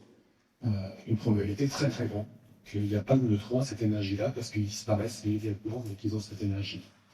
C'est un effet quantique, physique quantique. C'est peut-être quelque chose. Ça, c'est le RNR. C'est Phoenix, Super Phoenix, Astrid, qui est actuellement. On le reconnaît parce que d'abord, c'est un spectre rapide. Vous avez tout à droite, tous les neutrons sont là, vous n'avez pas du tout à gauche. Et puis, il y a un gros trou à un endroit, là, c'est le sodium qui fait ça. Qui est le porteur sodium, qui est à l'intérieur, qui est une résonance de capture, et les neutrons qui ont cette énergie-là, disparaissent. Et donc, on reconnaît bien le RNR. Et là, vous avez le MSFR, qui ressemble au RNR, mais avec des différences significatives. Je rappelle que les échelles sont logarithmiques, donc même en hauteur, à chaque fois que vous passez une ligne, vous multipliez par 10. Vous voyez là les neutrons rapides, il y a un facteur 10 entre la courbe verte et la courbe rouge. C'est le fluor qui fait ça. Le fluor, quand il voit un neutron de cette énergie-là, il lui baisse son énergie brutalement, ça s'appelle une diffusion inélastique. Le neutron, il diffuse dessus, perd d'énergie, et vous le trouvez sur la petite bosse, et à gauche, les neutrons ont tout cela. Et donc, vous avez assez peu de neutrons dans cette zone-là. C'est la raison pour laquelle, tout à l'heure, je vous disais, le plutonium n'est pas adapté avec ce type de réacteur, parce que le plutonium a vraiment besoin de ces neutrons rapides pour pouvoir être régénérateur. Quand vous ne les avez pas, il a du mal à être régénérateur, peut ne pas l'être. Mais en même temps, c'est un gros avantage, c'est que si vous avez moins de neutrons rapides, les neutrons rapides, c'est les neutrons énergétiques. Un neutron énergétique, quand il tape dans un matériau, il fait des dégâts.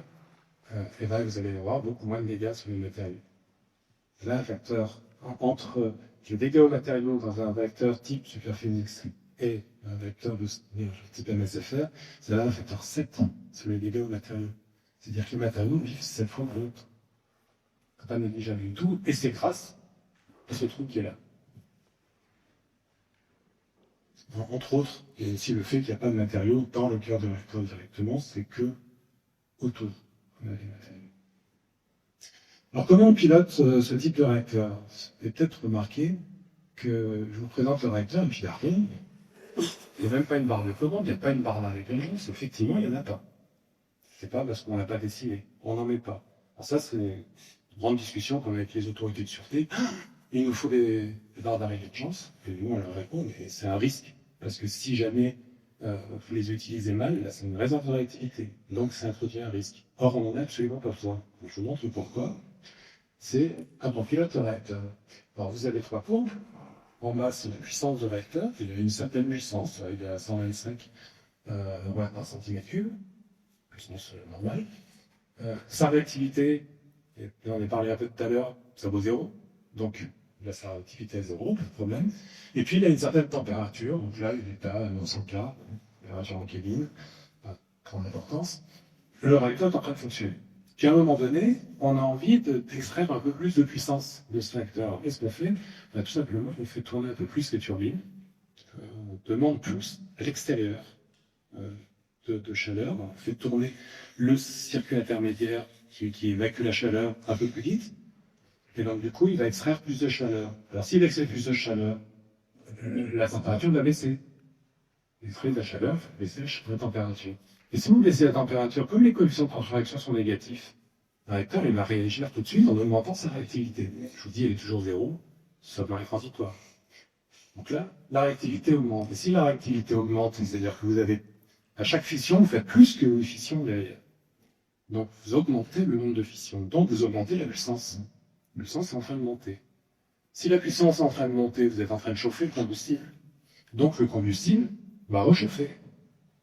Ce qui va permettre de rebaisser la réactivité et vous avez plus de puissance. Donc vous avez juste demandé plus de puissance, vous avez plus de puissance.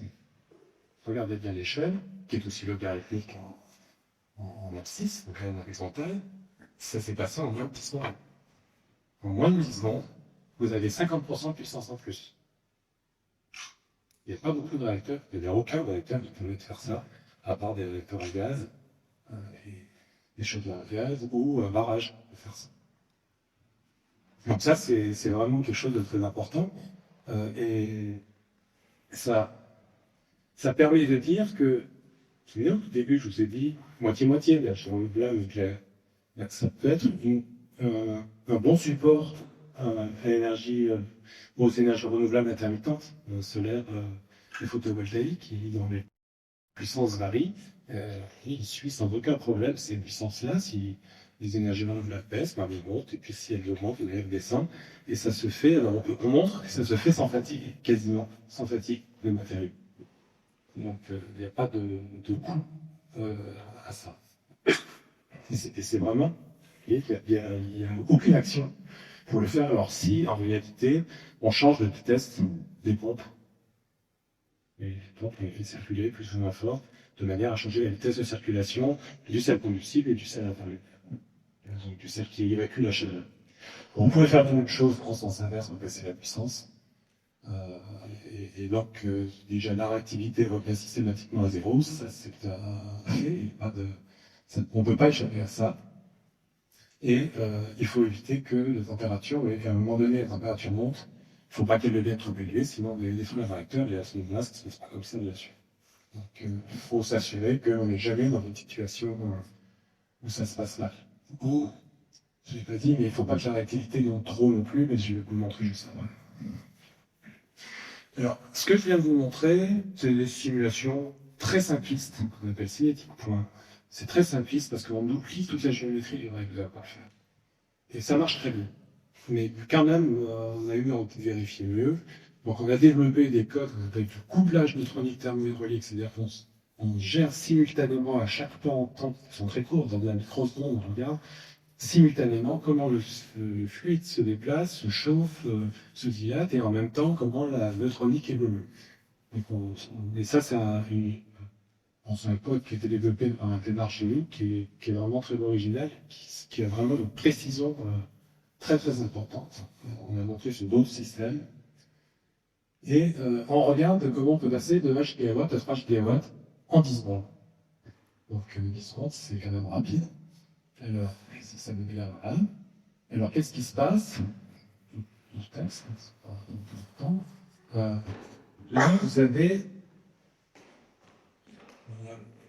Là, vous avez KP-1. KP-1, c'est quoi? C'est la réactivité prompte. Enfin, non, c'est le coefficient de multiplication prompte moins 1. C'est quoi le coefficient de multiplication prompte? Lorsque vous faites une fission, dès que vous avez une fission, vous avez des neutrons qui sont émis. On appelle des neutrons prompts. Et puis un peu plus tard, il y a des neutrons retardés qui apparaissent. C'est des produits de fission qui décroissent en émettant des neutrons. Le un peu plus tard, c'est une dizaine de secondes. C'est ce qui fait que le réacteur est pilotable. Parce que les neutrons prompts, il faudrait le piloter à la microseconde. Et à la microseconde, même avec un réacteur comme ça, c'est un peu compliqué. Avec un réacteur genre REP, genre Tchernobyl, est arrivé sur la criticité prompte, c'est-à-dire que les neutrons prompts étaient suffisants pour entretenir la réaction en chaîne. Vu la conséquence, c'est une explosion immédiate au monde atomique. C'est une criticité prompte qui devient positive. Donc ça veut dire que le KP-1, et puis en multiplication moins 1, donc lui, il ne doit pas dépasser 0. Le coefficient de multiplication ne doit pas dépasser 1. Donc il ne faut pas dépasser 0. Et là, vous voyez, quand vous faites cette variation en 10 secondes, alors vous voyez peut-être pas bien, mais il y a deux courbes ici. La courbe bleue, c'est ce qu'on vient de voir, et la courbe rouge, c'est le rectangle midi. C'est instantané, la réaction. C'est bien plus rapide que ce que l'on fait, en fait, la sélection. Là-bas, vous avez les températures des plaques des échangeurs, les températures maximum, minimum et moyenne du sel combustible. Vous voyez qu'on stabilise ces températures. Elles ne bougent quasiment pas. C'est pour ça qu'il n'y a pas de fatigue des matériaux, parce que les températures ne bougent pas. D'accord? Voilà. Faire ça en 10 secondes, ça marche très bien. On peut avoir un suivi de charge, le suivi de charge, très très rapide. Alors après, maintenant qu'on a ce code qui marche très très bien, très très peu, il allait faire des transitoires violents, on s'est dit, oui, mais est-ce qu'on peut avoir la multiplicité prompte, la multiplication prompte qui passe au-dessus de 1? Est-ce que le Kp-1 peut passer au-dessus de 0? Et qu'est-ce qui se passe dans ce cas-là? Alors on a essayé plein de trucs, et on a trouvé accident de surrefroidissement. Qu'est-ce qu'on fait? On a le cœur de réservoir qui est plein, qui est critique, mais on n'évacue pas de chaleur. Et on a un combustible qui est parfaitement neuf, c'est-à-dire qu'il y a très très peu de neutrons. On a 1 kW. Avoir 1 kW en 18 mètres cubes de matière physique, c'est très très faible. Et donc ça ne peut être fait qu'avec un combustible neuf. Donc on a ça. Et puis l'opérateur, il fait une bêtise, et brutalement, il met en marche de refroidissement, et il le met en marche instantanément. Évidemment, c'est impossible, il y a toujours une inertie. Donc, les dessins du haut, c'est l'instantané. On le fait instantanément. Et vous voyez que pour 4 secondes, en fait, on a atteint déjà l'équilibre, le réacteur fonctionne comme s'il ne s'était rien passé. Il donne ces 3 gigawatts, sans problème. En bas, chaque courbe, c'est, on fait ça, mais en 1 seconde, en 2 secondes, ou en 4 secondes, on multiplie par 2 à chaque fois. Vous voyez que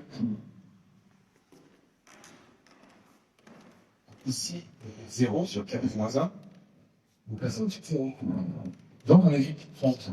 Donc on est dans la situation Tchernobyl. Quand vous regardez ici, vous voyez que la puissance augmente très fortement. En sens, une échelle logarithmique, le facteur de 10, ça monte là. Donc c'est-à-dire que là, au lieu d'avoir 3 gigawatts, on monte à 5-6 gigawatts brutalement. Ça dure 2 centièmes de seconde. Quand vous regardez les températures, voilà ce que ça fait. Ce température. C'est tout ce que ça change. En fait, le réacteur ne s'en rend même pas compte. Il est critique prompte. Donc on peut le rendre critique prompte sans problème. Évidemment, vous connectez ça aux autorités de sûreté, ils vont dire c'est n'importe quoi. Le réacteur ne doit chaque jour être critique prompte, c'est une règle absolue. Et puis en cherchant un peu, on a trouvé que à Belgique, CEA militaire, ils avaient un réacteur à combustible liquide, qu'ils n'utilisent plus maintenant, mais qu'ils ont utilisé jusqu'en 2008, je crois, 2009, qui fonctionnait comme ça. Leur but, c'était de le rendre critique prompte pour faire des bursts de neutrons. Et donc, ça peut se faire qu'avec des combustibles liquides. Et donc, ils avaient ça, et ils ont utilisé régulièrement, à faire des bursts de neutrons, rendre critique prompte très régulièrement, et ça devait poser problème au réacteur, le réacteur ne s'en rend même pas compte. Donc, situation Tchernobyl, nous sommes pas sur voilà.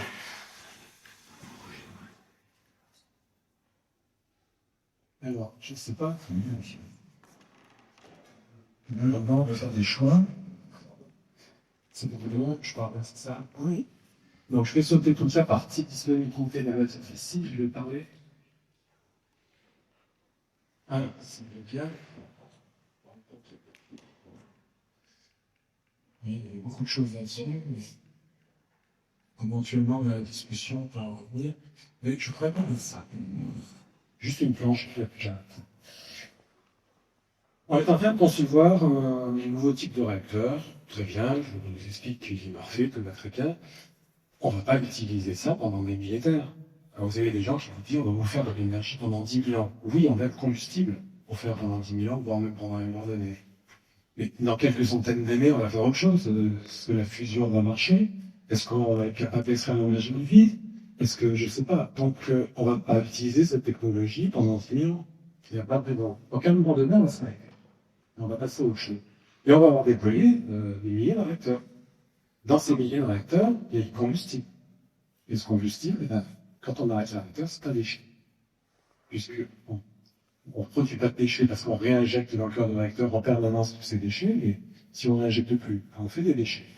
Et alors, si vous considérez que lorsqu'on fait le retraitement, on a 0,1% des actinides, ces fameux noyaux qui nous posent problème au stockage, qu'il y en a 0,1% qui partent aux déchets. C'est de la chimie. La chimie, c'est jamais du 100%. Donc il y en a toujours un peu qui va aux déchets. Supposez que la 0,1%, c'est la limite qu'on s'est fixée, on sera certainement en dessous. Et on retraite le volume du cœur en 5 ans, c'est les 10 litres par jour. Donc à ce moment-là, 0,1%, 5 ans, ça fait 5000 ans pour traiter tout, pour que tous les actinides qui sont dans le cœur se retrouvent aux déchets. Pour 5000 ans, c'est 1000 fois 0% que va arriver à 5%. D'accord. Donc il nous faut 5000 ans pour qu'on retrouve aux déchets ce qui est dans le cœur de la réacteur. Quand on arrête le réacteur, il a dedans pour 5000 ans de déchets. Si on l'arrête au bout de quelques centaines d'années, si on arrête les filières, la filière au bout de quelques centaines d'années, on va avoir une quantité de déchets monstrueuse suivante. D'accord. Donc on n'a pas vraiment résolu le problème. Alors, il s'est évidemment posé cette question-là, et donc on a conçu le même type de réacteur en se disant on va enlever le thorium qui est dedans, c'est-à-dire que si on enlève le thorium, on ne va plus produire la matière fissile, puisque c'est lui qui produit la matière fissile. Pour enlever ce thorium, on va faire un réacteur qui n'utilise que le reste. Il y a de la matière fissile. Et on injecte petit à petit tout ce qui vient des autres réacteurs, et on voit qu'un seul réacteur peut gérer une dizaine de réacteurs. C'est-à-dire qu'on réduit d'un facteur 10 le nombre de... comme si on avait 10 fois moins de réacteurs. Donc, du coup, les 5 millions, ils passent à 500 ans. C'est-à-dire que l'équivalent, si on arrête au bout de 500 ans, les déchets qu'on va produire seraient équivalents à ceux qu'on a déjà produits. Voilà, c'est ça que ça veut dire. Donc, on peut faire ça. C'est une étude qui a été faite très rapidement, on peut sûrement faire mieux que ça. Mais bon, on a voulu montrer que on gère quand même aussi ce problème-là. On ne va pas laisser aux générations futures un problème insolu. Alors, la toute dernière planche, c'est évidemment l'international. Qu'est-ce qui se passe sur les combustibles liquides? Donc, les réacteurs, ça s'est fondu dans le monde. Donc, je vous ai dit la Chine, il y a 2 projets. Il y en a un, c'est des combustibles solides, mais refroidis avec des sels fondus. Et ça permet d'apprendre à gérer, à manipuler ces sels fondus, d'abord de mettre du combustible dedans. C'est celui du haut. Et celui du bas, c'est leur but, ce qui est marqué 1 gigawatt démonstrateur de différents, c'est un réacteur de type NSFR. Ils disent clairement que c'est ça qu'ils disent. Sinon, il y a au Canada, au Royaume-Uni, des gens qui développent d'autres concepts qui sont très différents, qui sont des SMR, Small Medium Reactor, Modular Reactor, pardon. Ce sont des réacteurs de beaucoup plus faible puissance, donc de 100 MW électriques. Donc l'idée, c'est qu'on en a un peu partout. Et dans le principe, c'est on livre le réacteur, on le fait fonctionner pendant, par exemple, pour le Terrestrial Energy, c'est 7 ans. Ils le livrent, au bout de 7 ans, ils l'enlèvent. Ils en mettent un autre à la place. Et ensuite, après, ils n'ont pas du tout conçu le traitement pour l'instant, c'est pas ce qu'il a fait. Mais voilà, c'est dire on enlève, le truc est complètement fermé, et ça fonctionne sur le même principe que le MSFR, donc avec les avantages que je vous ai montrés, c'est dire il ne peut rien se passer, rien de particulier. Donc, ce sont des gens qui, Manifex Energy et Terrestrial Energy, sont des startups dont le but est de vendre des réacteurs dans les dessins. Donc eux, ils sont vraiment... on va vendre très rapidement. Nous, ça nous inquiète un peu, on se dit s'ils font des bêtises, ils vont tuer complètement le concept. En même temps, c'est compliqué de faire des bêtises avec ce type de réacteur. Donc j'arrête là. Merci de votre attention, mais je vous sais les lectures pour l'instant. Ah oui, c'est ce qu'on a fait sur la question posée. Alors c'est quoi? C'est une discussion entre 4 personnes, dont moi.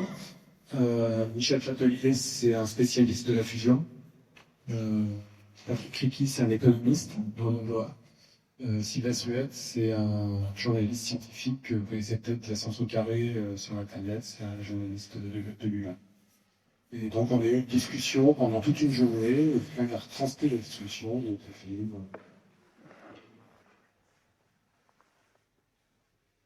et ça, c'est disponible, c'est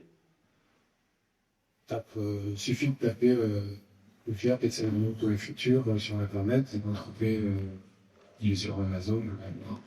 Bon, vous avez peut-être quelques questions, si je ne vous ai pas trop assommé. Comment vous allez me parler de prototype européen. Oui, ce qu'on utilise, Pour prototype européen, il n'y en a pas. Clairement, c'est juste des études. Bon, je répète la question, ils nous demandent s'il y a un prototype européen, parce que je parle d'un peu, effectivement, dans la planche d'avant, je montre le MSFR, c'est l'Europe qui utilise ça, c'est que des études papier. On a un projet européen qui s'appelle Sanofa, 3,5 millions d'euros. Avec ça, on fait que des études papier, une dizaine de labos concernés. Nous revient, je crois, 75 000 euros plus une thèse. Ça, en 4 ans, on va pas très loin. On fait pas une manip avec ça. Donc, c'est vraiment le niveau bas de l'étude. On fait en fait des analyses de sûreté. On comprend bien que ce type de réacteur, l'analyse de sûreté n'a rien à voir avec les analyses de sûreté qu'on peut faire sur les réacteurs habituels. Quand on prend les trucs classiques, la première question qu'on nous dit, c'est qu'est-ce qui se passe si vous perdez le caloporteur? Comment vous refroidissez votre combustible? Et on répond, on perd le combustible avec, donc on n'a pas le refroidi, on est ailleurs. Et donc, du coup, c'est vraiment plus du tout le même genre d'études. Et donc, on travaille sur la méthodologie d'analyse de sûreté. Bonsoir. Le coût du RED du nucléaire actuel, du nucléaire civil en France notamment, semble augmenter considérablement ces dernières années, plutôt que baisser. Les énergies photovoltaïques et éoliennes semblent baisser très rapidement. Mais est-ce que, avec cette technologie-là, on a espoir, bien que on n'ait pas encore fait de prototype sérieux, est-ce qu'on a espoir que les coûts de cette technologie-là, en dehors des aspects sécurité et autres, puissent être plus bas que les futures technologies éoliennes et photovoltaïques, par exemple? Là, je sais pas. Le problème avec le photovoltaïque et l'éolien, c'est qu'on compte toujours le coût d'installation d'une puissance, alors qu'il faut compter le coût d'installation d'une production. Et pour le photovoltaïque, c'est 10%, pour l'éolien, c'est 20%. Donc, c'est pas tout à fait la même chose. Et en plus, on ne compte pas du tout le fait qu'il faut assurer l'équilibre du réseau. Et donc, il faut une capacité d'équilibre qui n'est pas gérée par ça et qui a forcément un coût, c'est du stockage, par exemple, c'est des choses comme ça. Donc, les coûts sur les renouvelables sont généralement faux. Mais je suis d'accord sur le fait que les coûts baissent. Le nucléaire, le coût augmente, oui, bien sûr, et pour une raison évidente. On veut, avec les réacteurs actuels, obtenir un niveau de sûreté qui n'est pas atteignable avec ce genre de réacteur. Et donc, quelque chose qui n'est pas atteignable, le coût infini, tout simplement. Donc, à un moment donné, il va falloir soit dire on accepte qu'il puisse y avoir évacuation de population à un moment donné. On le fait le moins probable possible, mais on accepte. On peut dire on ne peut pas continuer avec ce genre de filière-là. Donc la raison, elle est vraiment là, l'explosion. Comme nous, on n'a pas ce genre de problème-là, a priori, je dis bien a priori, parce que les autorités de sûreté demandent toujours des choses inutiles, et on n'arrête pas de leur dire, mais non, ils veulent absolument qu'on ait des phares d'arrêt d'urgence, par exemple. Et non, nous, on veut absolument pas parce que c'est un risque supplémentaire. Et ça a des coûts, tout ça. Et donc, a priori, on devrait avoir des coûts nettement plus faibles que le nucléaire actuel. Enfin, que le nucléaire en construction actuelle. Et moi, je voulais savoir pourquoi en 1954, parce qu'a priori, il y a déjà cette technique qui était connue, pourquoi on ne s'est pas dirigé vers là tout de suite? Pourquoi on a choisi notre solution? Parce que c'était la solution de la facilité. Les militaires américains avaient conçu les REP pour leurs sous-marins. Ça marchait très bien et ils ont offert de concevoir l'équivalent pour le civil. Alors souvent on dit c'est parce qu'ils veulent faire du plutonium. Vous ne faites pas du plutonium avec des REP. Donc c'est vraiment pas pour ça, c'est vraiment ils ont offert la possibilité aux civils d'avoir ce genre de technologie. Donc, évidemment, on a sauté sur l'occasion, on a construit ce type de réacteur, c'est ce qui a été plus rapide. En plus, il y a un autre avantage, c'est qu'il utilise l'uranium-235, qui est disponible dans la nature. Vous voyez que nous, on utilise... Tout ce que j'ai sauté, c'est disponibilité de la matière fissile. On n'a pas d'uranium-233. Donc, il faut qu'on fasse tout un scénario de production.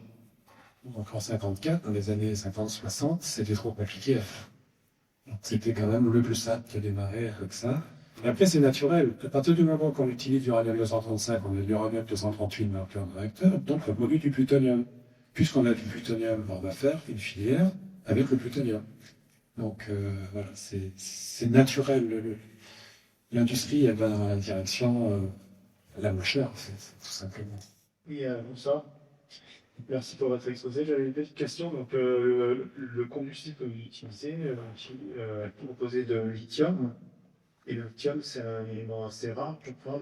Est-ce que ça ne risque pas de poser des problèmes pour le développement de la filière éventuellement? Alors ça, c'est une question générique, quelles que soient les technologies. On dit toujours qu'on va manquer de quelque chose. En réalité, ça ne va jamais manquer de rien. Et je ne vois pas qu'on puisse manquer de quelque chose. Donc, pour le lithium, spécifiquement, on va poser la question il y a déjà longtemps. Je me suis dit, je vais me renseigner. Donc, je suis allé voir, j'ai trouvé qu'il y a des gens qui disaient il y a 6 millions de tonnes de lithium de disponibles. Ça, c'est les gens qui disaient il n'y a pas beaucoup de lithium. Alors, je cherchais un peu plus, puis j'ai trouvé des gens qui disaient il y en a 12 millions. Ça, c'est les gens qui développaient la fusion. La fusion, c'est à base de lithium, c'est du tritium et du lithium. Donc, eux, ils disaient 12 millions. Je ne vois pas, la réalité doit être entre les deux. Et puis, un jour, je tombe sur un article, je sais plus où, en Bolivie ou en Argentine, je sais pas où, il y avait 30 millions de tonnes de lithium. Donc, voilà, c'est vraiment un faux problème. Si on a besoin de lithium, on en a besoin pour les voitures électriques, alors on va avoir les mines qui vont produire le lithium dont on a besoin. Et c'est la même chose que ce que je disais sur les énergies fossiles. On nous dit on a un but de pétrole. Oui, un but de pétrole pas cher. Et le pétrole, on a du pétrole, du charbon, des combustibles fossiles liquides qu'on produirait à partir du charbon ou des chlorates de méthane qu'on va chercher dans l'océan. Et il y en a des quantités monstrueuses, tournées comme ça pendant des siècles. Donc le problème des ressources, c'est vraiment juste un problème de dynamique. À un moment donné, si on a une demande très forte de quelque chose, on va avoir ça va bloquer, parce qu'on va pas avoir la production. Et puis la production va se mettre en place, c'est quelque chose c'est typiquement 10 ans, 15 ans. Et puis après, les choses en vont. Les prix, c'est aussi au prix où l'industrie en a besoin. On revient au pétrole, on dit que le pétrole il va devenir très cher. Depuis combien de temps on dit que le pétrole il va valoir $200 le baril, avant il a $50 le baril, et il va être comme ça encore pendant un certain temps. Il va remonter parce que si les Américains se remettent à faire du gaz de schiste à haute dose, les pays du Golfe vont commencer par monter les prix, ce qui fait que les Américains vont se remettre à faire du gaz de schiste à haute dose parce qu'il est un peu plus cher, et puis ensuite on va rebaisser les prix pour écraser ça. Enfin bon, c'est plus politique les prix que réel. La réalité, c'est que le pétrole ne sera jamais cher, parce que s'il était cher, on n'en achèterait pas. Donc, on trouverait une solution alternative. Donc, il ne sera jamais cher. Si j'ai bien compris, de toute façon, c'est un cycle qui, l'uranium-233, il vient du thorium.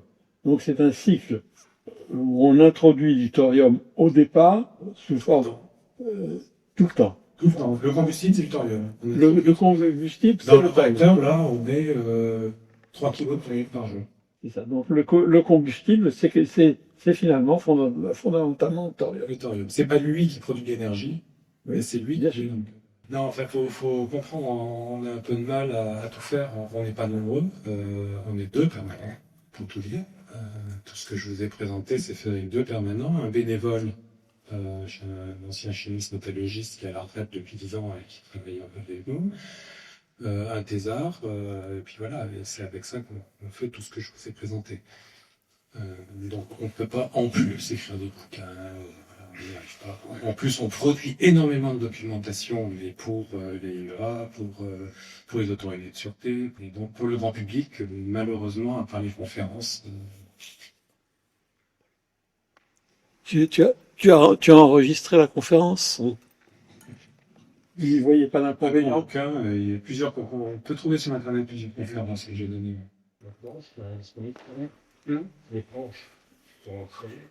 Moi, je les donne, oui, sans problème. Si quelqu'un a une clé qui veut la récupérer directement, bon, sinon, il y a certainement un site de l'association où vous pouvez les mettre dessus.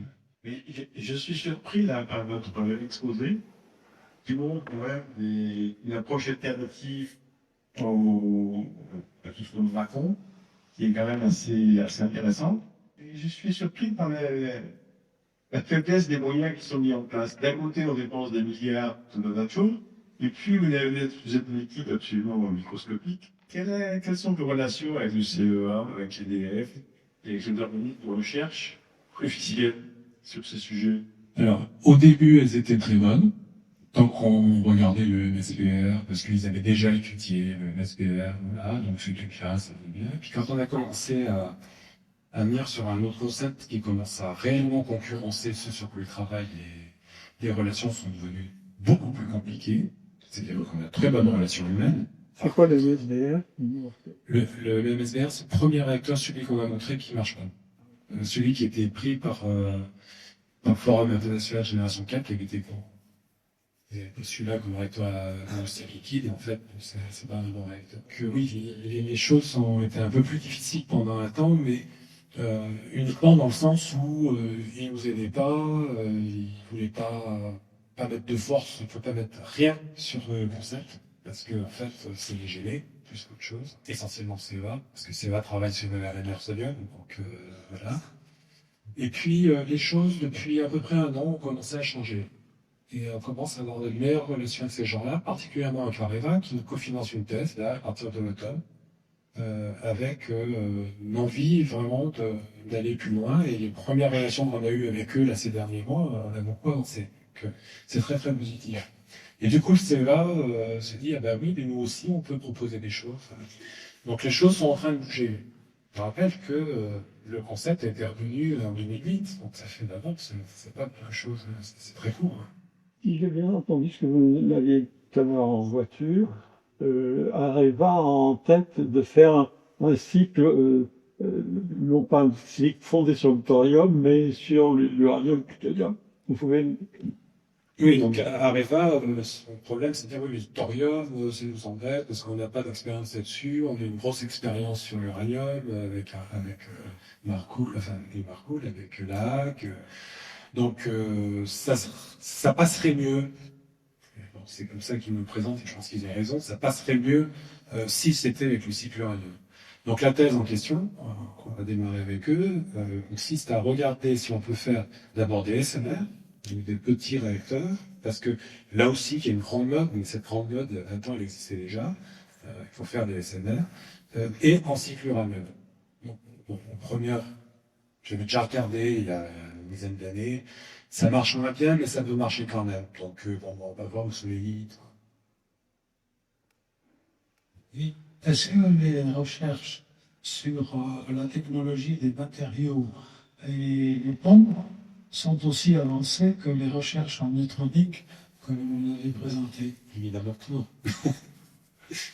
Donc sur les matériaux, c'est clair que si on veut développer un nouveau matériau, c'est 20 à 30 ans. Pour arriver à l'autorisation de le mettre dans un réacteur nucléaire. C'est le temps classique. Donc si on veut construire un démonstrateur, je dirais dans 15 ans, à partir du moment où on décide de le faire, du moment où il existerait, c'est typiquement notre demandeur, 15 ans, on doit utiliser les matériaux existants. Donc il y a l'acier, qui est très bien. On peut aussi utiliser le 316, tout simplement, l'acier. Il pourrait, dans certaines circonstances, ça pourrait marcher. On a une boucle sel fondu en 316, ça n'a pas de problème particulier. Évidemment, c'est pas un réacteur qui va fonctionner 60 ans, c'est pas le but. Si on veut qu'il fonctionne 60, 80 ans, il faut quand même un matériau qui soit connu. Mais on travaille à deux choses. D'abord, on cherche à réduire les contraintes sur les matériaux. Les températures sont relativement élevées, donc on veut mettre des protections thermiques en SiC, en carbure de silicium, qui font que... et on refroidit ensuite les parois derrière, et du coup les matériaux, on va les avoir plutôt à 500-600 degrés. Donc là, c'est une température tout à fait raisonnable pour un acier standard. En plus, il n'est pas directement en contact avec le sel. Ça va très bien. Et donc après, le problème se pose surtout pour les échangeurs et pour les pompes. Et donc c'est ce qu'on regarde actuellement.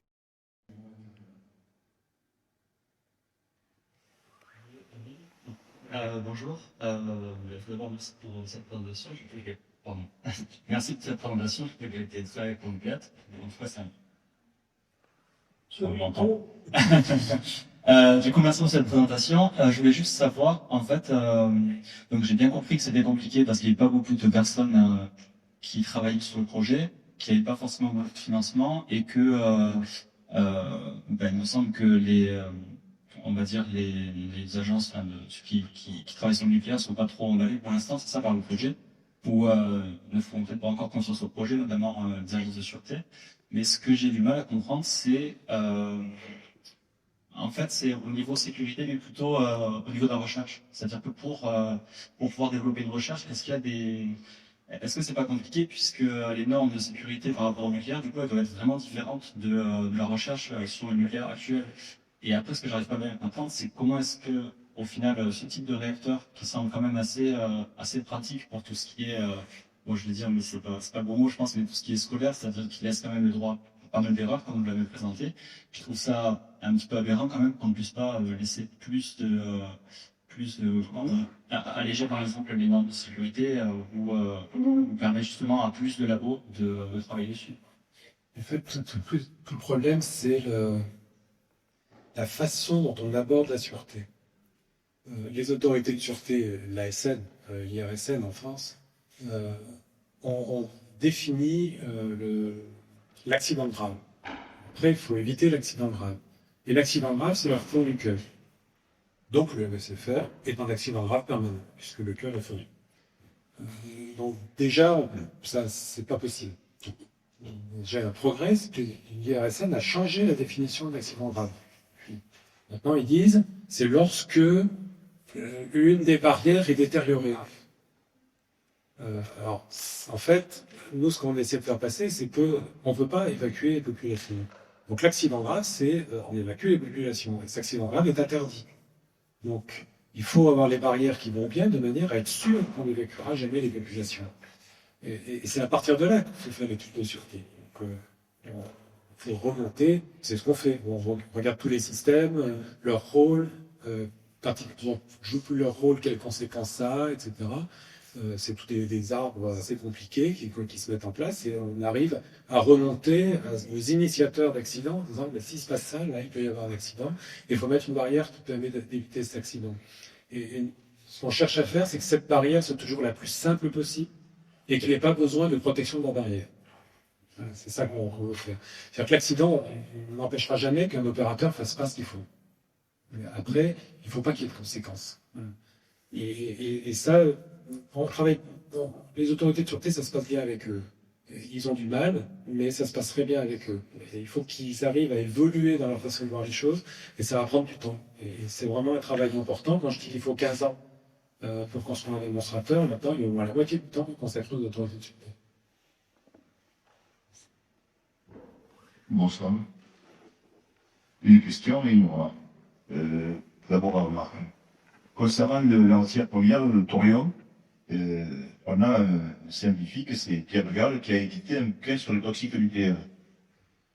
Il a édité ça chez Masson, et il explique donc sur tous les règlements, les toxicités, les éliminations, les demi etc. Et là, ce monsieur considère que, avec le radium, le thorium, je lis parce que c'est assez précis, et le deuxième élément, il a fait prendre conscience de la toxicité particulière des émetteurs alpha de période effective longue. Voilà, donc c'est une note là. Et il y a un retour d'expérience qui est triste, puisqu'il s'est passé, moi j'ai jamais entendu parler, j'ai jamais pu parler de ça, de 1928 à 1955, il y a des examens médicaux qui ont été réalisés avec du thorium, c'était le thorium, et là-dessus ils ont fait des analyses. Des centaines de milliers de personnes ont été traitées avec ce produit, et en gros, les cancers du foie sont apparus en nombre énorme chez ces gens-là, sur des patients examinés, des études très possibles, et c'est très rare, il y en a une carte. Comme c'était très large, ça a été facile de faire des études, voilà, pour les patients, entre guillemets. Donc des leucémies, des cancers de pancréas et des lymphomes malignants. Voilà, donc tout ce qu'il y a eu sur cet élément-là. Bon, ça c'était la première remarque. La seconde, c'est une question. Par rapport à, vous avez parlé de l'évacuation des gens de Fukushima. Voilà. Nous, ce qu'on fait de l'extérieur, c'est que l'évacuation, c'est faite par l'argent. C'est-à-dire que ceux qui avaient de l'argent ont pris leur crise et leur claque, ont acheté une île en Inde, et se sont installés avec Marina, Golf, et ils ont refait une vie là-bas. Ceux qui n'avaient pas beaucoup d'argent sont partis dans les proches sur l'île, au Japon, à droite à gauche, et ils se sont un peu éloignés. Et ceux qui n'avaient pas du tout d'argent, ils sont aujourd'hui dans des bungalows, etc. Donc, moi, la question que je vous pose, c'est, vous, vous auriez été là, est-ce que vous considérez que les évacuations étaient injustifiées? Avec votre famille, ou bien vous, avec votre connaissance, vous considérez que les évacuations étaient injustifiées? Voilà. C'est une très bonne remarque et très bonne question. Oui, bien sûr, il s'agit de nucléaire, il s'agit de radioactivité. Le thorium est un élément radiotoxique relativement important, parmi les plus radiotoxiques. Il y a des tables, des coefficients de radiotoxicité qu'on applique. On a la radioactivité et on multiplie par ce coefficient pour faire les fameux sieverts. Le thorium a un coefficient qui est relativement élevé. Donc oui, effectivement, le thorium est un élément qui est radiotoxique, mais évidemment qu'on ne va pas le mettre dans la nature comme ça. Il y en a dans la nature. Hein. Vous allez sur les plages à Sainte-Marie-de-la-Mer, ces plages sont un peu grisâtres, c'est de l'oxyde de thorium. Donc on en trouve partout, on en trouve aussi sur des plages au Brésil, je crois, où les gens vont dessus parce que c'est thérapeutique, c'est bien d'aller... voilà. Bon, faut se méfier quand même, faut pas non plus abuser de la radioactivité, c'est pas quelque chose d'anodin. Donc voilà, il y en a déjà dans la nature. On va pas en mettre plus, au contraire, on va plutôt celui qui sera utilisé sera bien stocké. Donc la question se pose pas de ce point de vue-là. Après, Fukushima, fallait-il évacuer les gens? Moi, ma réponse, alors je ne savais pas ce que vous dites sur ce qu'ont fait les gens. Ce que je pense, c'est que on a évacué des gens, on les a stressés, on leur a fait croire que s'ils restaient sur place, ils allaient mourir, c'est complètement faux. Ils sont allés ailleurs, ils ont perdu leurs repères, ils ont perdu tout leur environnement. On les a souvent envoyés dans des villes polluées, alors qu'ils vivaient à la campagne. La pollution par les particules fines est bien plus dangereuse que le peu de radioactivité qu'il y avait à Fukushima. Donc s'ils étaient restés sur place, moyennant un certain nombre de précautions qu'il faut anticiper, qui n'ont pas du tout été anticipées, et qui ne le sont pas en France non plus, moyennant un certain nombre de précautions, les gens peuvent rester sur place sans risque particulier, et du moins avec un risque largement inférieur au risque qu'ils courent en partant sur leur santé. Sauf ceux qui, évidemment, peuvent partir parce que ils ont les moyens et qu'ils préfèrent aller ailleurs. Mais pour la plupart des gens, c'est pas le cas. Donc, voilà. Bon. Moi, je pense qu'il n'aurait pas fallu évacuer les gens, mais il aurait fallu anticiper avant. Ça veut dire quoi, anticiper? Ça veut dire qu'on a le moyen de mesurer la radioactivité de manière extrêmement simple. Un téléphone portable, il y a un capteur CCD, c'est votre appareil photo à l'intérieur, qui voit très bien la radioactivité. On voit certaines doses, mais en dessous, c'est une dose qui est sans importance pour nous.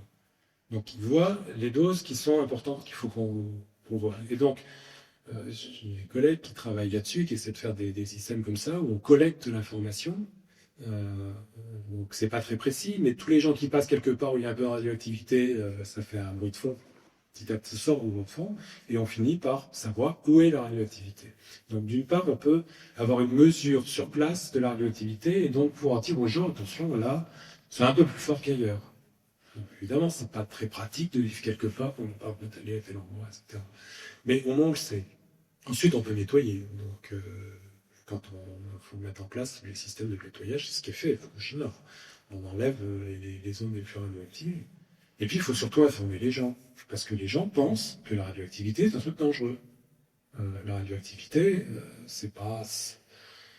On supporte des choses beaucoup plus dangereuses que ça. Là. Alors, j'ai une conférence où je vous montre ça, mais je fais des comparaisons entre les différents risques que l'on prend. Et je les mets en sievert. Le sievert, c'est l'unité de radioactivité qu'on peut recevoir, la dose qu'on peut recevoir. Et donc, avec 20 000, en moyenne, 20 000 sieverts ou 20 sieverts égale un cancer. Voilà, l'unité, c'est ça. Et donc, on peut traduire tous les risques de cette façon-là. Donc, moi, j'ai traduit un cancer égale une mort, ce qui n'est pas vrai, puisque c'est 1 sur 2 seulement. Et puis j'ai dit, bon ben voilà, si les gens fument, par exemple, il y a un temps qui meurt par rapport à un temps qui fume, c'est équivalent à plus de 100 millisieverts par an. Franchement, jamais personne n'aurait pris une dose pareille. Au maximum, c'était 50, et bon, en prenant les précautions qui vont bien, ils auraient peut-être pas pris plus que 10 ou 20 la première année, et moins les années suivantes. Donc voilà, c'est pour comparer, le mieux reste à Fukushima que tu es. Très largement. La pollution alors, en Europe, la pollution moyenne sur toute l'Europe, c'est-à-dire on compte le nombre de décès dus à la pollution sur les 500 millions d'Européens, c'est équivalent à 30 millisieverts par an. Donc on se prend 30 millisieverts en moyenne de pollution, si on vit en ville, c'est plus. Bon. Alors on évacue les gens, parce qu'ils risquent de se prendre entre 20 la première année et pas après. Là, il y a quelque chose qui ne va pas. Donc il faut vraiment prendre les choses correctement, avec un peu posément. Et quel est le vrai risque? Évidemment, si quelque part les gens peuvent se prendre plusieurs centaines de millisieverts, non, il ne faut pas. Bon, c'est encore plus simple s'il n'y a pas de régénération.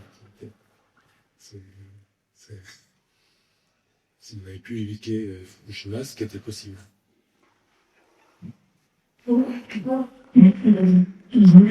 Je voulais revenir sur les problèmes de sûreté de fonctionnement, parce qu'il me semble que pour pouvoir répondre à toutes les questions, en particulier de l'ASN, vous devez donc, si possible, faire des analyses de différence, et à partir de là, avoir des connaissances suffisamment précises de tout ce qui peut se passer, et savoir si les modèles que vous utilisez ont été validés ou pas, etc. Est-ce que vous en êtes dans ces aspects-là? Justement, ce qu'on voudrait, c'est échapper à ça. C'est-à-dire, si on prend un système existant, effectivement, on connaît tous les systèmes, quels sont à l'intérieur, leurs fonctions, leurs risques de panne, etc. Et donc, on peut faire une analyse de sûreté, probabiliste, si on veut, sur ce genre de concept.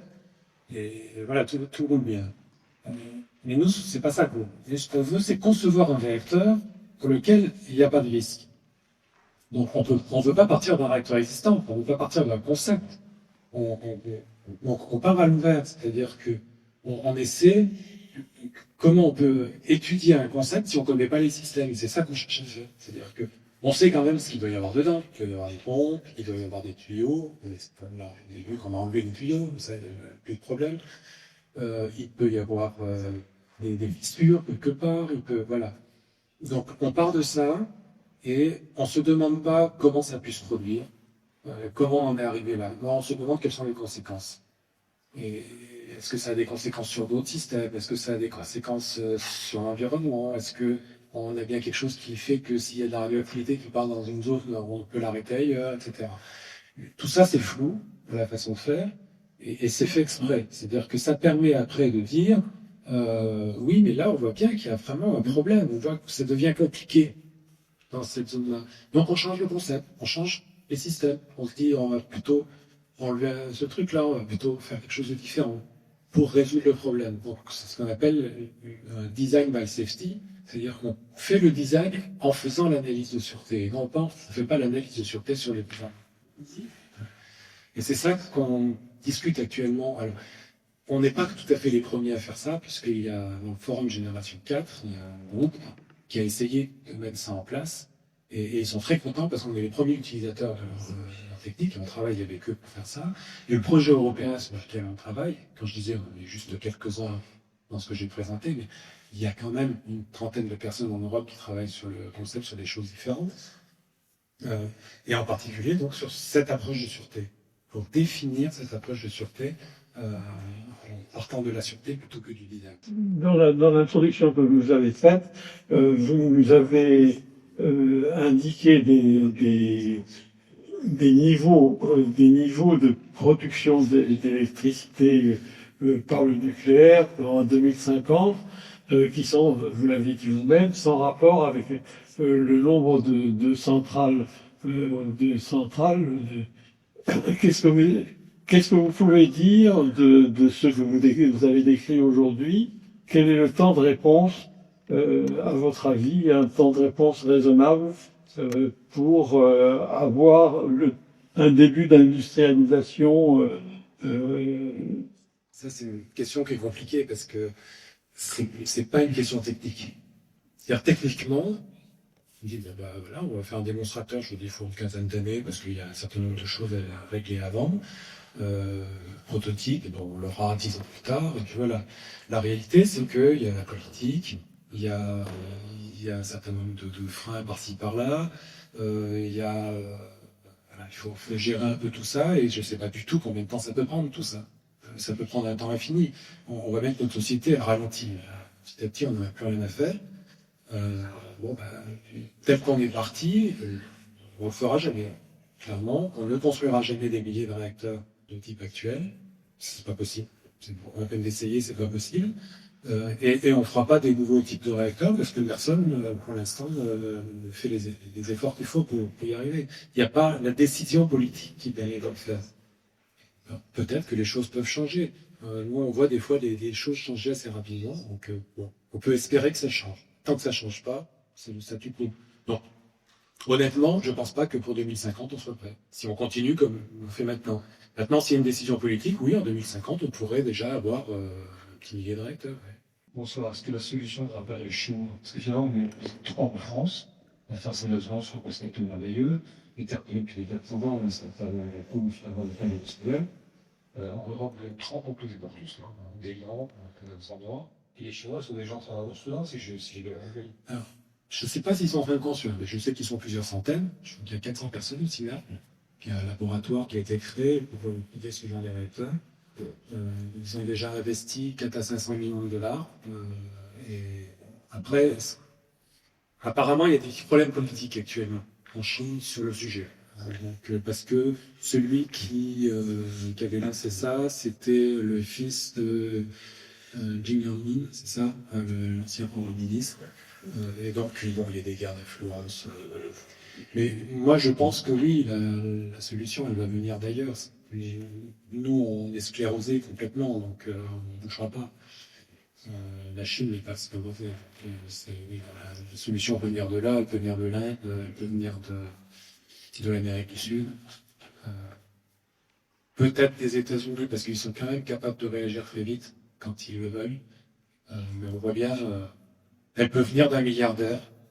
Parce qu'on voit bien que tout ce qui se fait en ce moment, c'est les milliardaires qui le font. C'est pas les États, c'est la voiture électrique, les nouvelles fusées,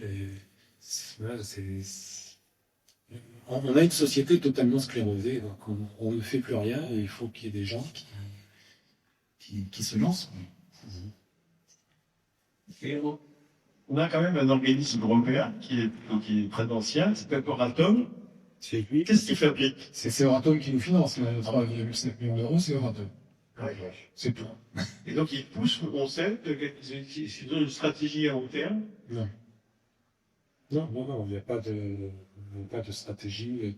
La seule stratégie qui existe actuellement, c'est la stratégie du CEA, qui est relativement imposée à toute l'Europe, parce que c'est les seuls, effectivement, qui travaillent. Et donc, c'est le réacteur à quel portée sodium, et c'est le seul concept qui a des financements, qui a réellement des financements. Il n'y a encore pas tant que ça, puisque j'ai appris que Astrid, donc, le successeur de Phoenix, il ne devrait pas diverger avant 2038. Donc, c'est ce que je viens de dire. On n'avance pas, on fait rien. Je voudrais une glisser une éventuellement, puisque vous en parlez d'Astrid. Votre présentation m'a montré que ce type de réacteur permettrait de consommer les combustibles et les déchets du passé, bon, en état peut-être le temps. On sait qu'en France, on a un gros problème qui s'appelle le BUR, c'est-à-dire un truc qui coûte excessivement cher, puisqu'on est aux environs de 35 milliards. Bon, il y a qui veulent des prix plus faibles, mais non réversibles, etc. Vous êtes en train de parler avec des ordres de grandeur en dessous de ça. Il serait intéressant quand même de mettre tout ça dans la balance. Bon, alors déjà, 35 milliards de dollars pour stocker tous les déchets produits pendant 60 ans de production de nos 60 réacteurs, c'est pas cher payé. Et quand on regarde ce que ça donne sur le mégawattheure produit, c'est quelques pourcents du prix. Donc c'est pas énorme. Ceci dit, je trouve que c'est trop cher. Parce qu'on veut le rendre réversible, ce qui n'a aucun sens. Il n'a strictement aucun sens. On veut pouvoir enfouir. Alors, le but, c'est d'enfouir les déchets dans un lieu où la terre est meuble. Donc, elle va venir enserrer ces déchets, les tenir, et il n'y aura plus d'air autour. Ça, c'est le but. Si on veut le rendre réversible, il faut empêcher ça. Donc, on se met à un endroit où, naturellement, ça va se passer comme ça, Et en fait, on veut l'empêcher. Ça coûte très cher de faire ça. Mais en plus, on prend des risques. Parce que puisqu'on laisse de l'air autour de ces déchets, on laisse la possibilité à l'hydrogène qui est produit par la radioactivité, on laisse la possibilité à cet hydrogène de se diffuser à l'intérieur, et donc il y a des risques d'incendie. Tout ça parce qu'on veut le rendre réversible. Bon, soit on stocke les déchets en surface pendant 100 ans, puis on les enfouit plus tard de manière irréversible, soit on les enfouit tout de suite de manière irréversible. Mais moi je ne comprends pas, c'est le débat public qui est arrivé à ça.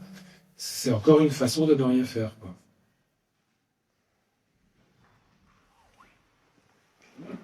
J'ai une question sur le chef de l'extrême. Pourquoi on se stocker sur Terre, c'est des déchets récyclés? On se stocker sur Terre, c'est des déchets recyclés. C'est une très bonne question, et j'avoue que au début où je travaillais sur le nucléaire, on travaillait sur ce qu'on appelait les ATS. Comment ça s'appelle ADS? C'est accélérateur driven system. Donc c'est des réacteurs nucléaires qui sont pilotés par des accélérateurs de particules. Bon, ça a des avantages de sûreté, donc on travaillait là-dessus, et le but c'était justement d'incinérer les déchets, donc pas les stocker, mais de les incinérer, donc faire fissionner et les faire disparaître de cette façon-là. Et puis je me suis posé la question, parce que ça coûte tout ça, et je me suis dit, mais si on mettait ces déchets dans une fusée, combien ça coûte? C'est exactement la question. Donc j'ai fait l'étude. Ça coûte beaucoup moins cher. Ça coûte vraiment beaucoup moins cher. En prenant toutes les précautions, c'est-à-dire qu'il y a des carrés bassonnés, etc. Il faut que si la fusée s'écrase, il n'y ait pas de conséquences. Voilà. Donc j'ai vraiment tenu compte de tout ça. Si ça tombe dans l'eau, il faut que c'est bien critique. On sait que l'eau, ça a tendance à avoir des choses critiques. Donc j'ai aussi vérifié ça. Et il faut que utiliser la chaleur pour faire fonctionner les moteurs ioniques qui permettent ensuite de sortir dans l'orbite terrestre. Ça coûte pas très cher finalement de faire ça. Sauf que c'est pas socialement acceptable. Proposez-le, vous verrez que personne n'en voudra. Et si la fusée tombe? Et c'est pas possible d'expliquer qu'il se passera rien. Parce que une fusée qui tombe quand même, un crash quand même, forcément ça casse. Et s'il faudrait faire la démonstration, quoi, que faire tomber le truc et montrer qu'il est intact. Je sais pas. Enfin, moi, je pense que ça serait une bonne idée. C'est tout à fait réalisable. Tout à fait. Il faut savoir que quand on lance des sondes en direction des planètes externes, on ne peut pas mettre des panneaux solaires parce qu'il n'y a plus de soleil, il est trop loin. Donc, il faut une autre source d'énergie. La source d'énergie, c'est des RTG, voilà. C'est en fait du plutonium 238, qui est une période de 80 et quelques années. Qui décroît, qui produit de la chaleur, et avec cette chaleur, il y a bien beaucoup le produit de l'électricité. Mais quand on lance une fusée avec des RTG à l'intérieur, il y a les écologistes, il faut pas faire ça, c'est super dangereux. En plus, on fait des frondes gravitationnelles qui fait que la sonde revient vers la Terre pour faire une fronde sur la Terre pour gagner de la vitesse. Si jamais elle s'écrase sur la Terre, voilà, on se pose des questions, il n'y a rien dedans, quoi. Donc rien que ça pose problème. Alors, aller envoyer une tonne de déchets comme ça dans une seule fusée. Mais ça serait la solution, bien sûr que ça serait la solution. Est-ce que vous épuisez le sujet ou les questions? Pour l'instant, oui. Vous entrevoyez donc pour 2050 une grosse pénurie d'énergie, si je comprends bien. Oui, dans la situation actuelle. Non, c'est pas ça que j'envisage. J'envisage une accélération du changement climatique. Donc, on aura de l'énergie. Pas de problème, on aura. Enfin, c'est le versant de cette question, c'est de se dire il n'y a pas d'autre solution, que de réduire la consommation d'énergie. Mais on ne réduira pas les consommations d'énergie. On réduit, j'ai bien montré, là, je fais 60% de réduction. Pour la même activité, c'est 60% de moins. C'est quand même pas mal d'ici 2050. Mais ça suffit pas parce qu'il y a la Chine, il y a l'Inde. Tous ces pays, ils sont en train de monter, ils vont consommer de plus en plus. Et eux, ils vont pas dire, mais non, nous, on sait pas, on va rester pauvres. Non. D'accord. Donc, on va consommer de plus en plus d'énergie. Donc, il faut fournir cette énergie. Et il faudrait la fournir sans énergie fossile. Sans nucléaire, vous n'avez pas. Mais à ceci près que Je suis obligé de rebondir sur le nucléaire, on n'y arrivera pas, mais depuis 2000, on est en 2017, à 17 ans, ce qui était complètement hors de portée de la pensée des gens de l'énergie en termes de renouvelable, c'était hors de pensée. Dire par exemple en 2015, on aura installé en Europe, on parle que de l'Europe, autant de puissance éolienne, c'est-à-dire c'est la capacité industrielle, en puissance en gigawatts, plus que de nucléaire, qui lui a démarré dans les années 50.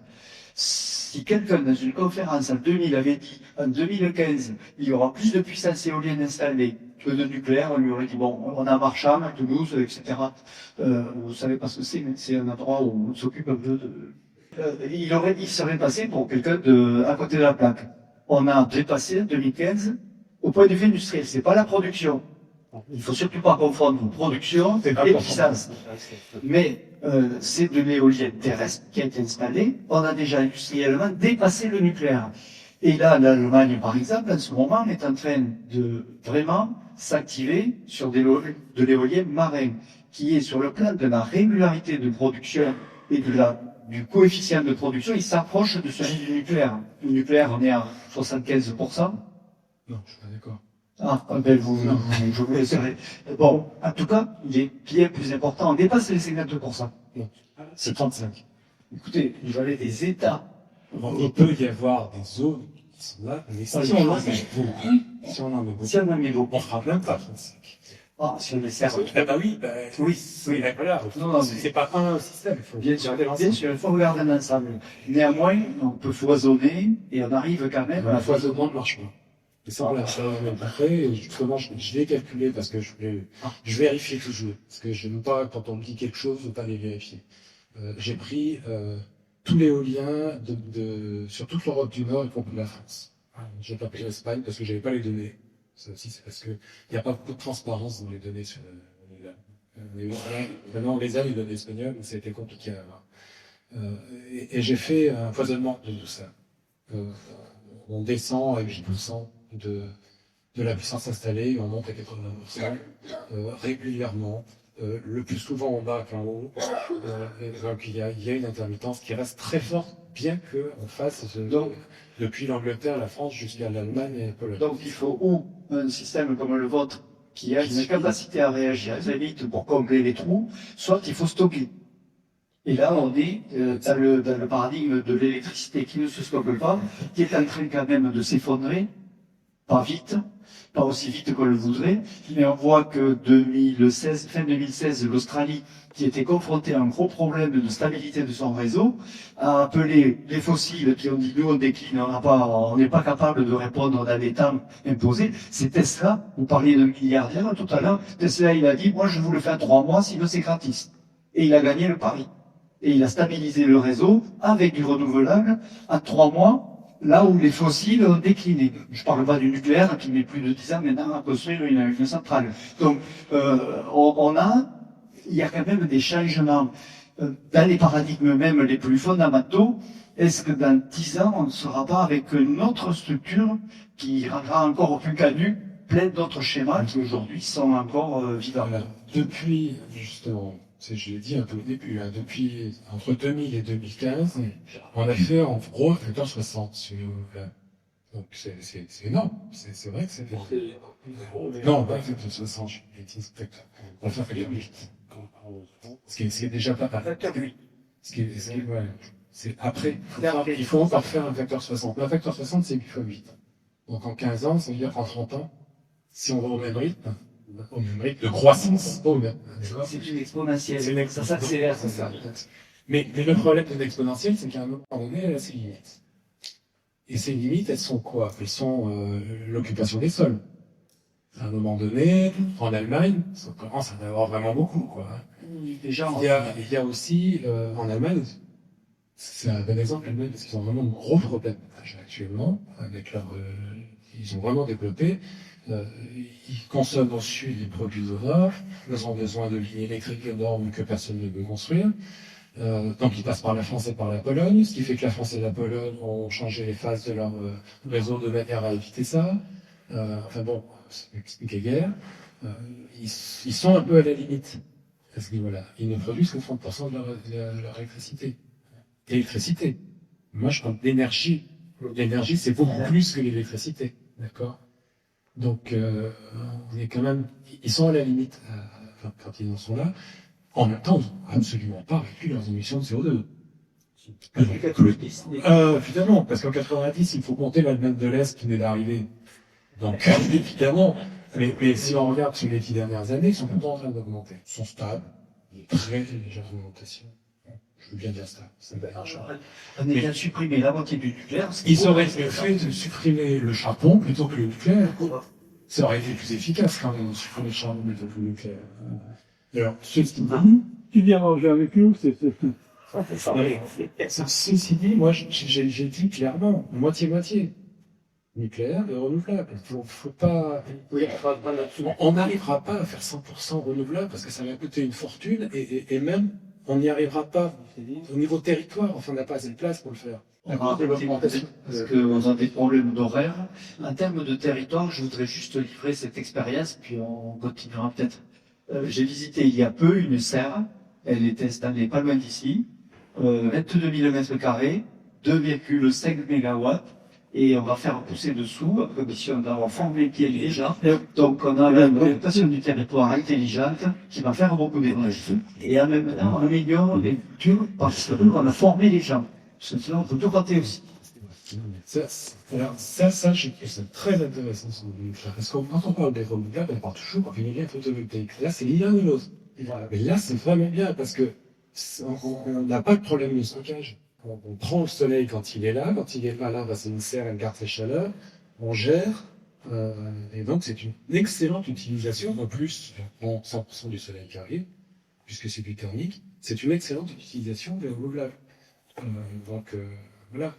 Donc, on a trop tendance à parler que des photovoltaïques, et quand je dis 50% avec le renouvelable, c'est pas que l'éolien photovoltaïque, c'est pas possible. C'est avec tout le thermique aussi, l'eau chaude. On peut faire de l'eau chaude avec le thermique. C'est beaucoup plus efficace que des panneaux solaires. Évidemment, c'est coûter plus cher sur les panneaux solaires. Vous vendez à 600 € le mégawattheure, c'est intéressant. Enfin, la chaleur de l'eau chaude, vous ne la vendez pas, puis vous avez quand même besoin d'un système de chauffage avec, parce que de temps en temps, ça ne chauffe pas assez. Mais c'est toujours ça le prix de faire ça. Donc voilà. Faut ouvrir un peu le web lab, ce n'est pas que Bien, merci beaucoup.